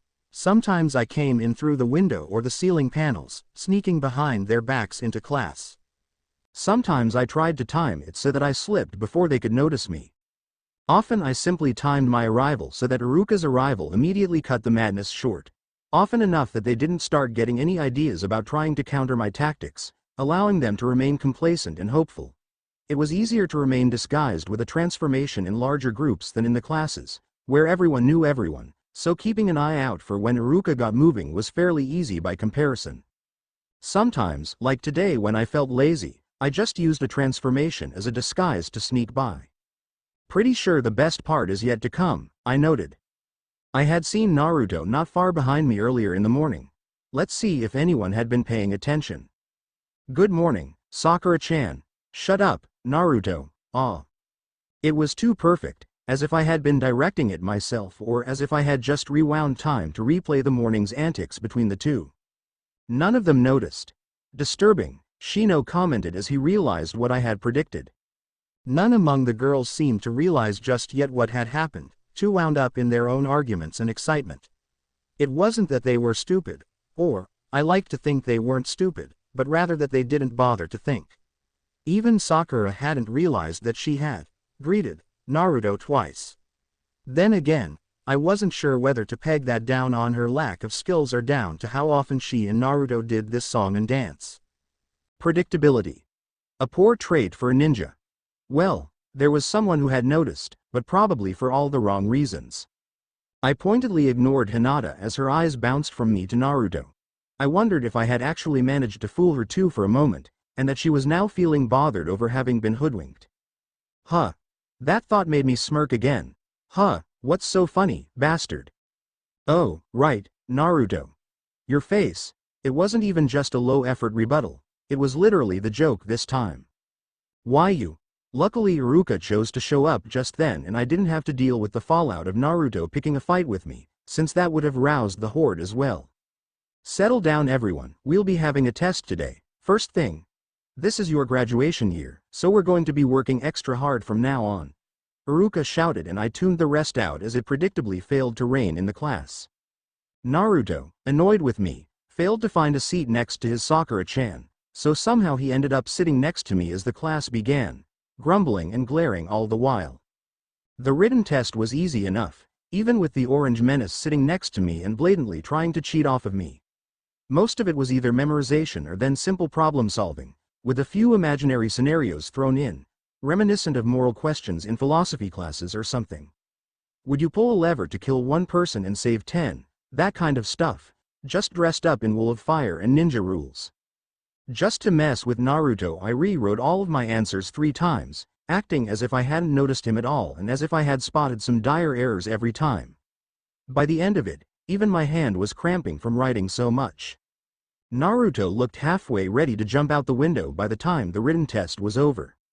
I remembered that Sasuke had been the genius top of his year, which I assumed meant that he had scored more or less perfect in all classes and aced all tests. I had worried that I might have trouble keeping up that kind of performance for long, but I needn't have bothered. Either my mature big brain from before had no trouble with these kiddie questions, or then Sasuke really was a genius and I could now enjoy his genetics to coast along. As it was, I spent more time wondering if the brain was something that could so easily be swapped out and improved, like a computer part, than worrying about listening to every word that Iruka spoke during most lessons. A lot of it was just repetition anyhow. Kids are kinda dumb, you know? Alright, line up everyone. Time for the transformation jutsu test. A chorus of groans followed, but everyone hurried along as their names were called. I didn't particularly try to show off, keeping the chakra expenditure to a minimum while allowing the flare-up of fumes and noise to cloak my transformation into a likeness of Iruka. He smiled, jotting down a grade as he called out for the next student. Hands in pockets, I moved along, ignoring Sakura's congratulations as I focused on Naruto, who was up next. Unwittingly activating the Sharingan, I was almost in time to realize what I was doing before relief washed over me. Naruto hadn't thought of the sexy jutsu just yet, faultlessly having donned the appearance of Iruka. Shaking my head, I released the crimson vision with a shaky breath. Did I really want to have a photographic memory of Naruto's sexy jutsu? Don't answer that.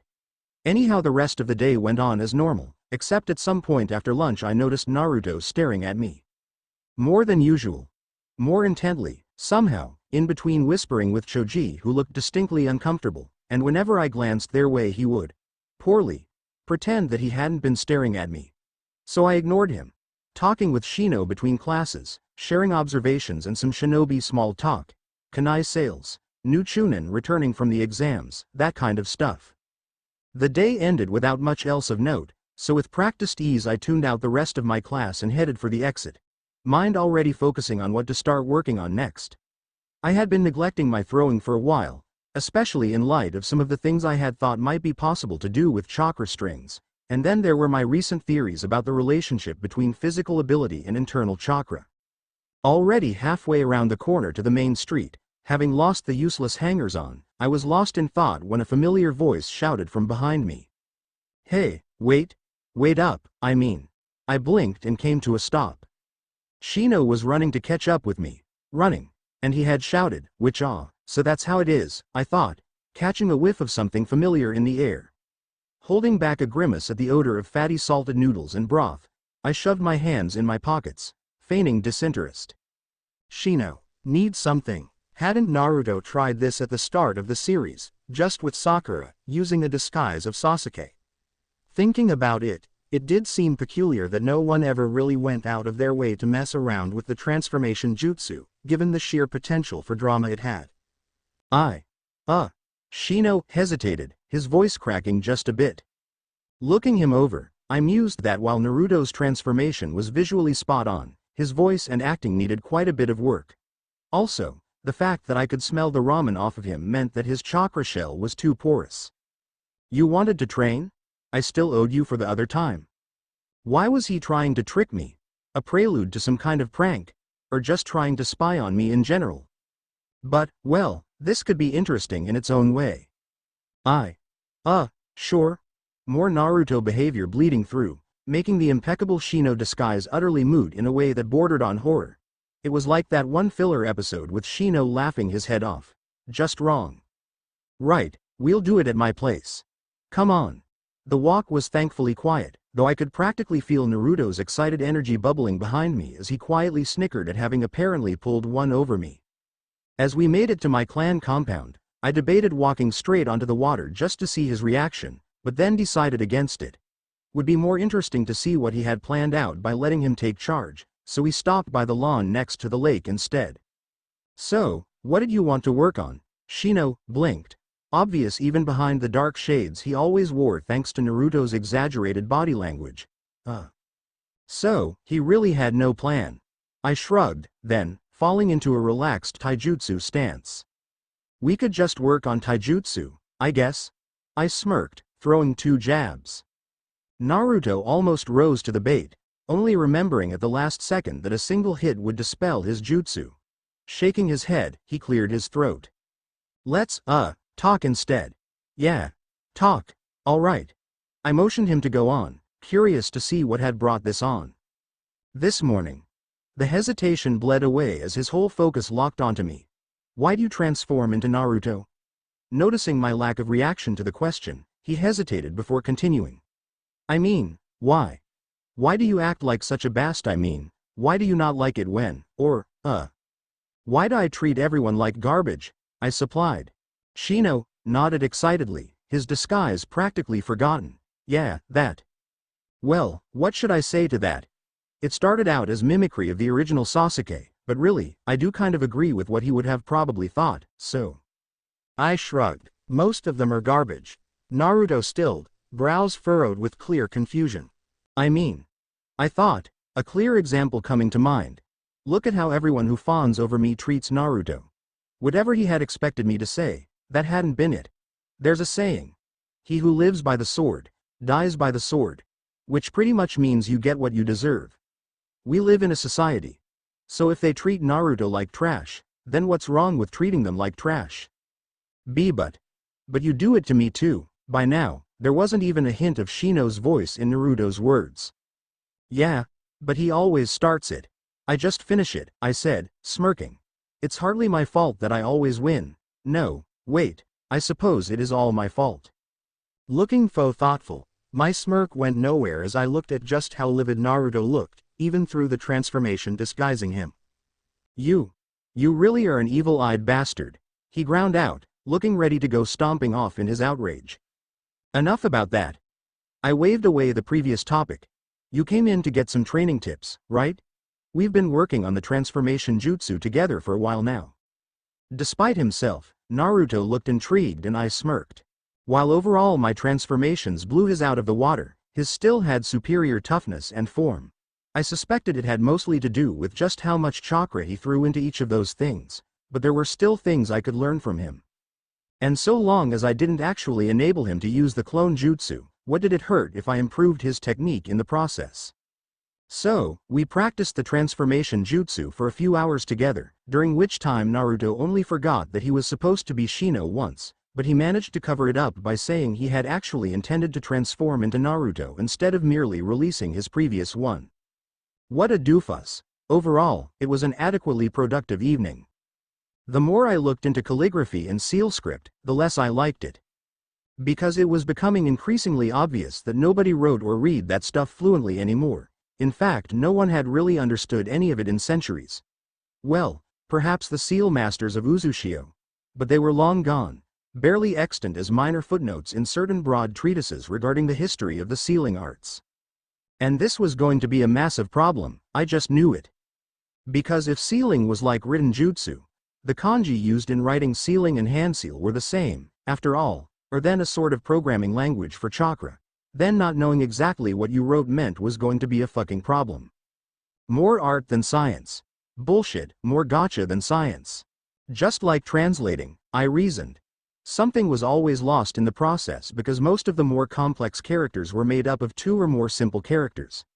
So let's say I for whatever reason wanted to make a flashbang tag, or maybe just a night light, and that sealing worked the way I assumed.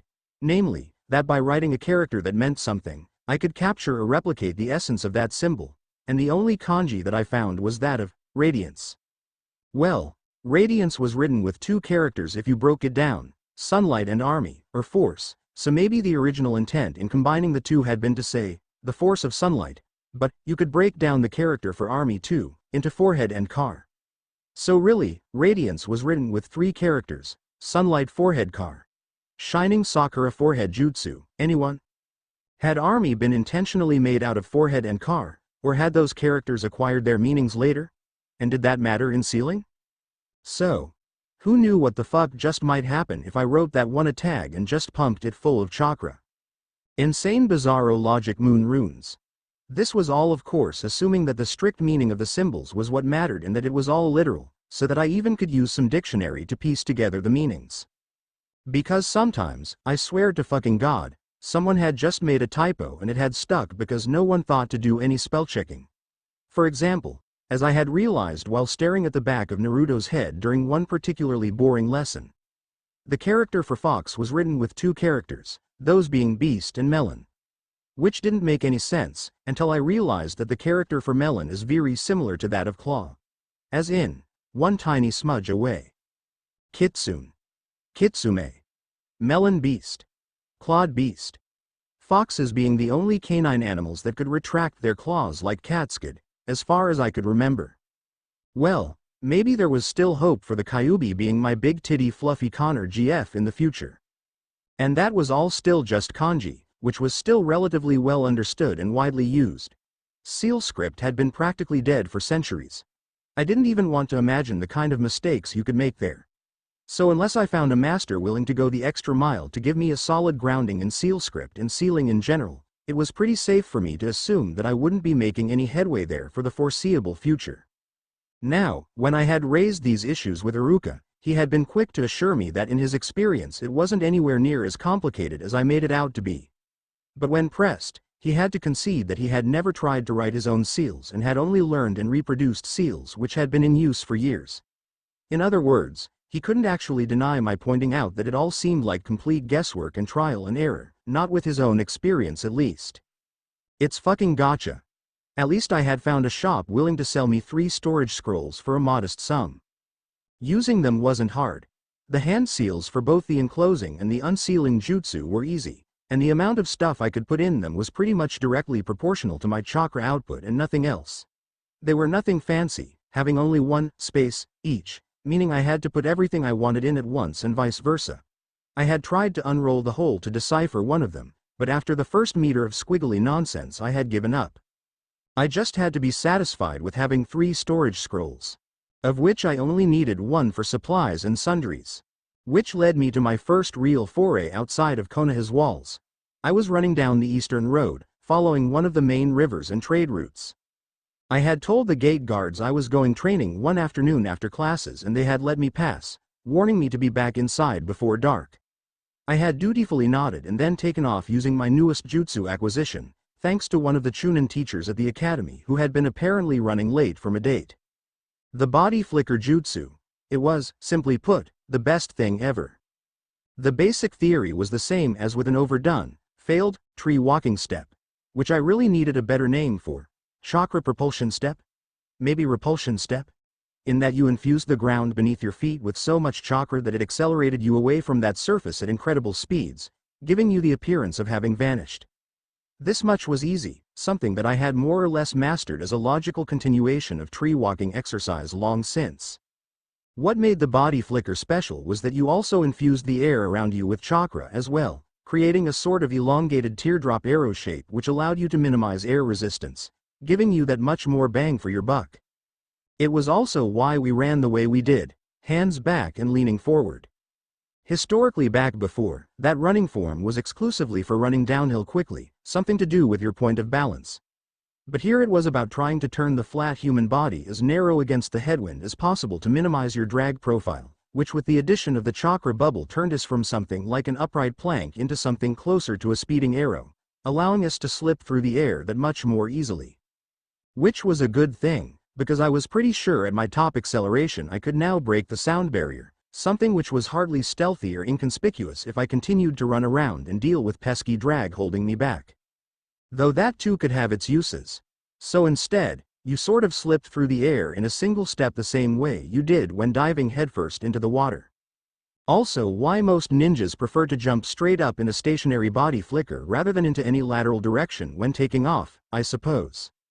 And it had to more or less be a single step for a couple of reasons, the first of which I had noticed was that even with my current Sharingan it was pretty much impossible to keep track of where you were going. The world simply turned into a smeared blur around you. Anything more than that single step and you were liable to run into something, trip over, or then completely overshoot your destination. But so long as you had line of sight, or at least awareness of your target destination with a clear path, effectively instant movement was possible. The second thing I noticed was that you weren't done with the tree walking exercise after the start. You had to end it the same way, by sticking your landing and making sure you didn't keep going anywhere past that spot. Because if you didn't, then you kept moving. I nearly shredded apart my sandals on just that first attempt, the dirt rode like sandpaper against the soles of my feet as I just kept moving with the leftover momentum. Which could be useful, too, if you wanted to impart a lot of force with a single attack. But by using the tree walking exercise to stick to the ground, not only did you get a controlled stop at the end, but the massive forces involved in accelerating past the speed of sound and stopping were distributed evenly across your body through all the chakra within you, the same way that it was when you were standing against from a wall. The chakra inside of you, bone to bone, muscle to muscle, vein to vein, acted the exact same way your chakra did between your feet and the tree, so your ankles didn't snap off when standing at 90 degrees on a wall, keeping you in one neat human package. It was like every little part inside of you had its own personal seatbelt, allowing you could go from 0 to 100 and back to 0, all in the space of a single step and second. All of this came at an exponential chakra cost compared to just running or even using the chakra repulsion. No, propulsion just sounded better. Step for that same distance. Because air resistance is a real drag. I did it again. But the facts remained nonetheless. The faster something went, the more energy it would lose to air resistance. Not just more in absolute terms, proportionally. So to double the distance you moved in one flicker, it wasn't enough to double the chakra used. You had to increase that input exponentially. It was kind of like the tyranny of the rocket equation, back before. Only where the rockets could keep investing push at a constant rate compared to a jump where it all had to be paid up front. Rockets also had to deal with a pesky thing called gravity. So to push harder against gravity you needed more fuel. But because you had to bring more fuel, you needed to push again that much harder. So you brought more fuel, which flickering was more like how bullets and arrows worked. Well, not normal arrows, but other supersonic bullets and projectiles. Still, a lot of fun once I got a hang of it, chaining steps even more so. Flicker, pause, flicker, pause, flicker, pause, the world blurring by as I moved. Though it was a little humbling going from having effectively mastered the transformation, replacement, and clone jutsus back to having to deal with chakra fumes and loud pops, as I flickered down the road, nearly stumbling as I utilized the tree walking skill to stop at the end of the flicker. General chakra control from the walking skills probably helped, but fine-tuning the jutsu still required time and effort. Or a better user to steal the hard-earned skill from, but beggars couldn't be choosers. So while the amount of chakra I wasted within my body and into the ground to kick off wasn't bad, the amount I had to expel into the air with the bubble that minimized air resistance was something completely different. It wasn't enough to just coat your body evenly, since the human body had an awful air resistance profile, nor was it enough to make a sphere around you. Though that was better, you had to make it that weird teardrop arrow, pushing it ahead and behind of you. If it was just subsonic, that is, slower than the speed of sound, movement, a regular teardrop shape would suffice just fine. It was the optimal form to move through the air, just as a drop of water falling to the ground knew. But once you crossed the sound barrier, things change. Because at that point air would start to stack up in front of you. You would be moving so fast forward that the sound of you moving was slower than you were, the molecules literally unable to pull ahead of you moving forward. Like sand or snow piling up in front of you, and as bad as the front was, your wake was even worse. Sonic booms were no joke. Which was where the elongated teardrop shape came in. Its pointy front pierced and pushed aside air, while its similarly shaped back end minimized turbulence and backdrafts clinging onto you. Meaning, the front kept you from feeling as if you were running into a headwind and the back kept you from destroying every window within a mile with your turbulent wake every time you wanted to pop somewhere else real quick. So while it didn't make intuitive sense that by making your air resistance profile bigger and increasing your volume, you'd actually become less held back, you also had to consider that chakra expelled into the air didn't exactly behave like solid matter.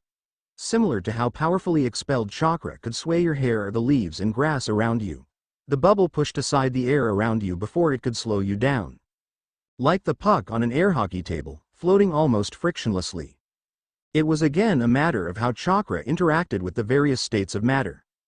With solids, depending on the exact amount of chakra used, it could either bond or repel as magnets did. With liquids, it spread out and into the medium easily, allowing your chakra to push against it without necessarily pushing the water away, and with enough chakra pushed into the water your effective volume made you buoyant enough to float. Gases, air, that is, accepted chakra just as easily as liquids did. But where chakra easily went into liquids and remained mostly undisturbed when pushed into gases, it immediately pushed away the air, allowing untouched air to take its place. It was like a fan, except that you did not physically feel any resistance or push back the way the fan blades did. During some of the hotter days of summer, I had just pushed chakra away from my finger and created a small fan that way, and no matter how hard I pushed the finger never felt any force. It was probably because it wasn't my finger creating push, but the disparate and free-floating chakra rejecting the chakra creating the movement. So as I had observed before, no easy flight that way. I hadn't found any literature or studies on why this was, or how the other states of matter reacted to chakra, so I had simply come to accept it the same way you would accept the different compressibilities of the states of matter. But it wasn't exactly easy to form or maintain, hence there being a lot of chakra wasted in the form of noise and smoke. I wondered if that was why so many of the variations used seemingly random things to hide your arrival. Leaves and sand seemed like a useless addition to the technique, but compared to the chakra smoke, I supposed it looked cooler. The more you managed to turn into those useless additions, the less went into an ear-popping sound. And unlike the transformation jutsu where the chakra was turned into a tight construct around you, since with the flicker it was necessary for the chakra to shroud you completely, I wasn't sure if it was possible to do away with it. My foot hit the ground, bringing me to a snapping halt as the chakra in my foot seeped into the ground and took hold, locking with the rest of the chakra inside my body and stopping me instantly, the excess chakra washing off me into the air as I transitioned into walking at a normal pace to breathe normally again. Either due to the sheer speed you moved it or due to the chakra bubble, you couldn't really breathe while flickering. Breath stabilized. I raised my hands into the tiger seal and focused my chakra again as I locked onto a spot 300 meters down the road. Another, not insubstantial portion of my chakra, pushed out around me as the world blurred for a single second. And again, another pop and puff of smoke heralded me as I came to a snapping halt. I had tried to continue running after a flicker, thinking that I could bleed out the incredible speed and keep moving faster that way. But it was like jumping out of a speeding car and I had almost hit the road face first as a result, when my feet couldn't keep up no matter how fast I tried to run. Maybe if I was on a liquid and could use water walking to float and skate forward, I could ride out the flicker, but on solid ground it probably wasn't possible. Then again, I didn't know if it was possible to flicker on top of water, since the acceleration was based on the principle of chakra repulsion from infusing too much chakra into a solid, so. But maybe I can train the chakra bubble part better on water, without the fear of getting splattered against a tree or tripping on the road. It was worth exploring once I got back to Konoha. But for now, I decided to stop and continue on normally. I had nearly wasted half of my chakra by flickering down the road and I still had a few hours to go. So regular old running it was. I would have flown. Except that the ocean was out east and that the fire country wasn't named so for nothing. It was hot as all hell, so as usual in the afternoon, a strong sea breeze had formed and was pushing against me, slowing me down even on the ground. It was part of why I had been using the body flicker so much. The lowered air resistance it offered me allowed me to avoid the worst of the inland wind. If I tried to take to the air, I would have had to fly into the headwind the whole damn way. Unless I tried to rise above the cold front, which I just wasn't willing to do. Flying was fun, but I wasn't sure if I wanted to brave such heights just yet. Not without a parachute or some kind of safety measure for breaking my fall, at least. I would be able to fly fast and low the way back, or so I told myself, even as I continued running and swearing at the headwind. I had been making good time, so there was no reason to worry just yet. Come over the crest of one particularly annoying hill, I sighed in relief as I saw up ahead the smoking chimneys and bare land where forests had once stood. Dotting the length of the winding Naka River were a dozen buildings that I recognized right away, Tomo a whirl in each eye. Sawmills. The fire country was famed for its forests far and wide, so obviously we had one of the biggest lumber industries in all the elemental countries to go with that reputation. Crimson eyes scanned the lumberyards until I spotted what I wanted, piles upon piles of what looked like white dust, as far away from the sawmills, buildings, forest, river. In fact, as far away from pretty much anything as humanly possible. And for good reason. Sawdust was dangerous stuff, exactly the kind of stuff I could make use of. My hands came together in the tiger seal once more and the world flickered by as I came to a halt behind one of the largest piles. From afar it had been noticeable. Standing next to it I had to crane my neck to look up and up and up. Yeah, no one's gonna miss this stuff if I take some. I could of course pay for it. The Uchiha had left me with a considerable inheritance, but I wasn't sure if they would sell it to me just because I asked nicely. Crouching down, I plunged a hand into the pile and ran my fingers through the dust. It wasn't quite as fine as I might have liked, but it was dry and plentiful. The finer the dust was, the lower the initial temperature of the flame needed to be for a deflagration. Taking out both empty scrolls, one rolled the first one out and then ran through the hand seals, slamming my hands into the pile before me, pouring nearly a quarter of my chakra into the technique. My head swam from the effort, as this was 3 times as much chakra as I had ever before used with any single jutsu, but I bore with it. Nearly half of the pile was gone and I blinked at the sight. That was a lot more than I had expected. Rolling up the now filled scroll, I looked at the still empty one. Did I really want to fill it with sawdust as well? I was down to about a quarter of my chakra and I still needed to get back to Konoha. The filled scroll felt heavy in my pouch as I realized just what kind of destructive potential I had just acquired. Maybe this is enough. I would just fill the last scroll with something like water instead. It would double as a potential tool as well as a countermeasure for when I used the sawdust. Because as it was, I was sure that I would need to contain some fires once I unsealed the dust scroll. Someone was shouting nearby. Ah, damn. They noticed the sawdust vanishing? Putting away the still empty last scroll, I formed a tiger seal and vanished with a body flicker, leaving no trace behind as I appeared half a kilometer away, near the road back to Konoha. A few minutes break to catch my breath and then I would transform and fly back to Konoha. Yeah, that sounded reasonable.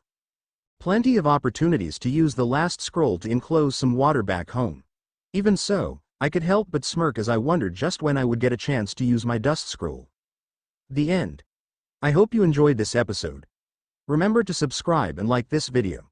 See you in the next part.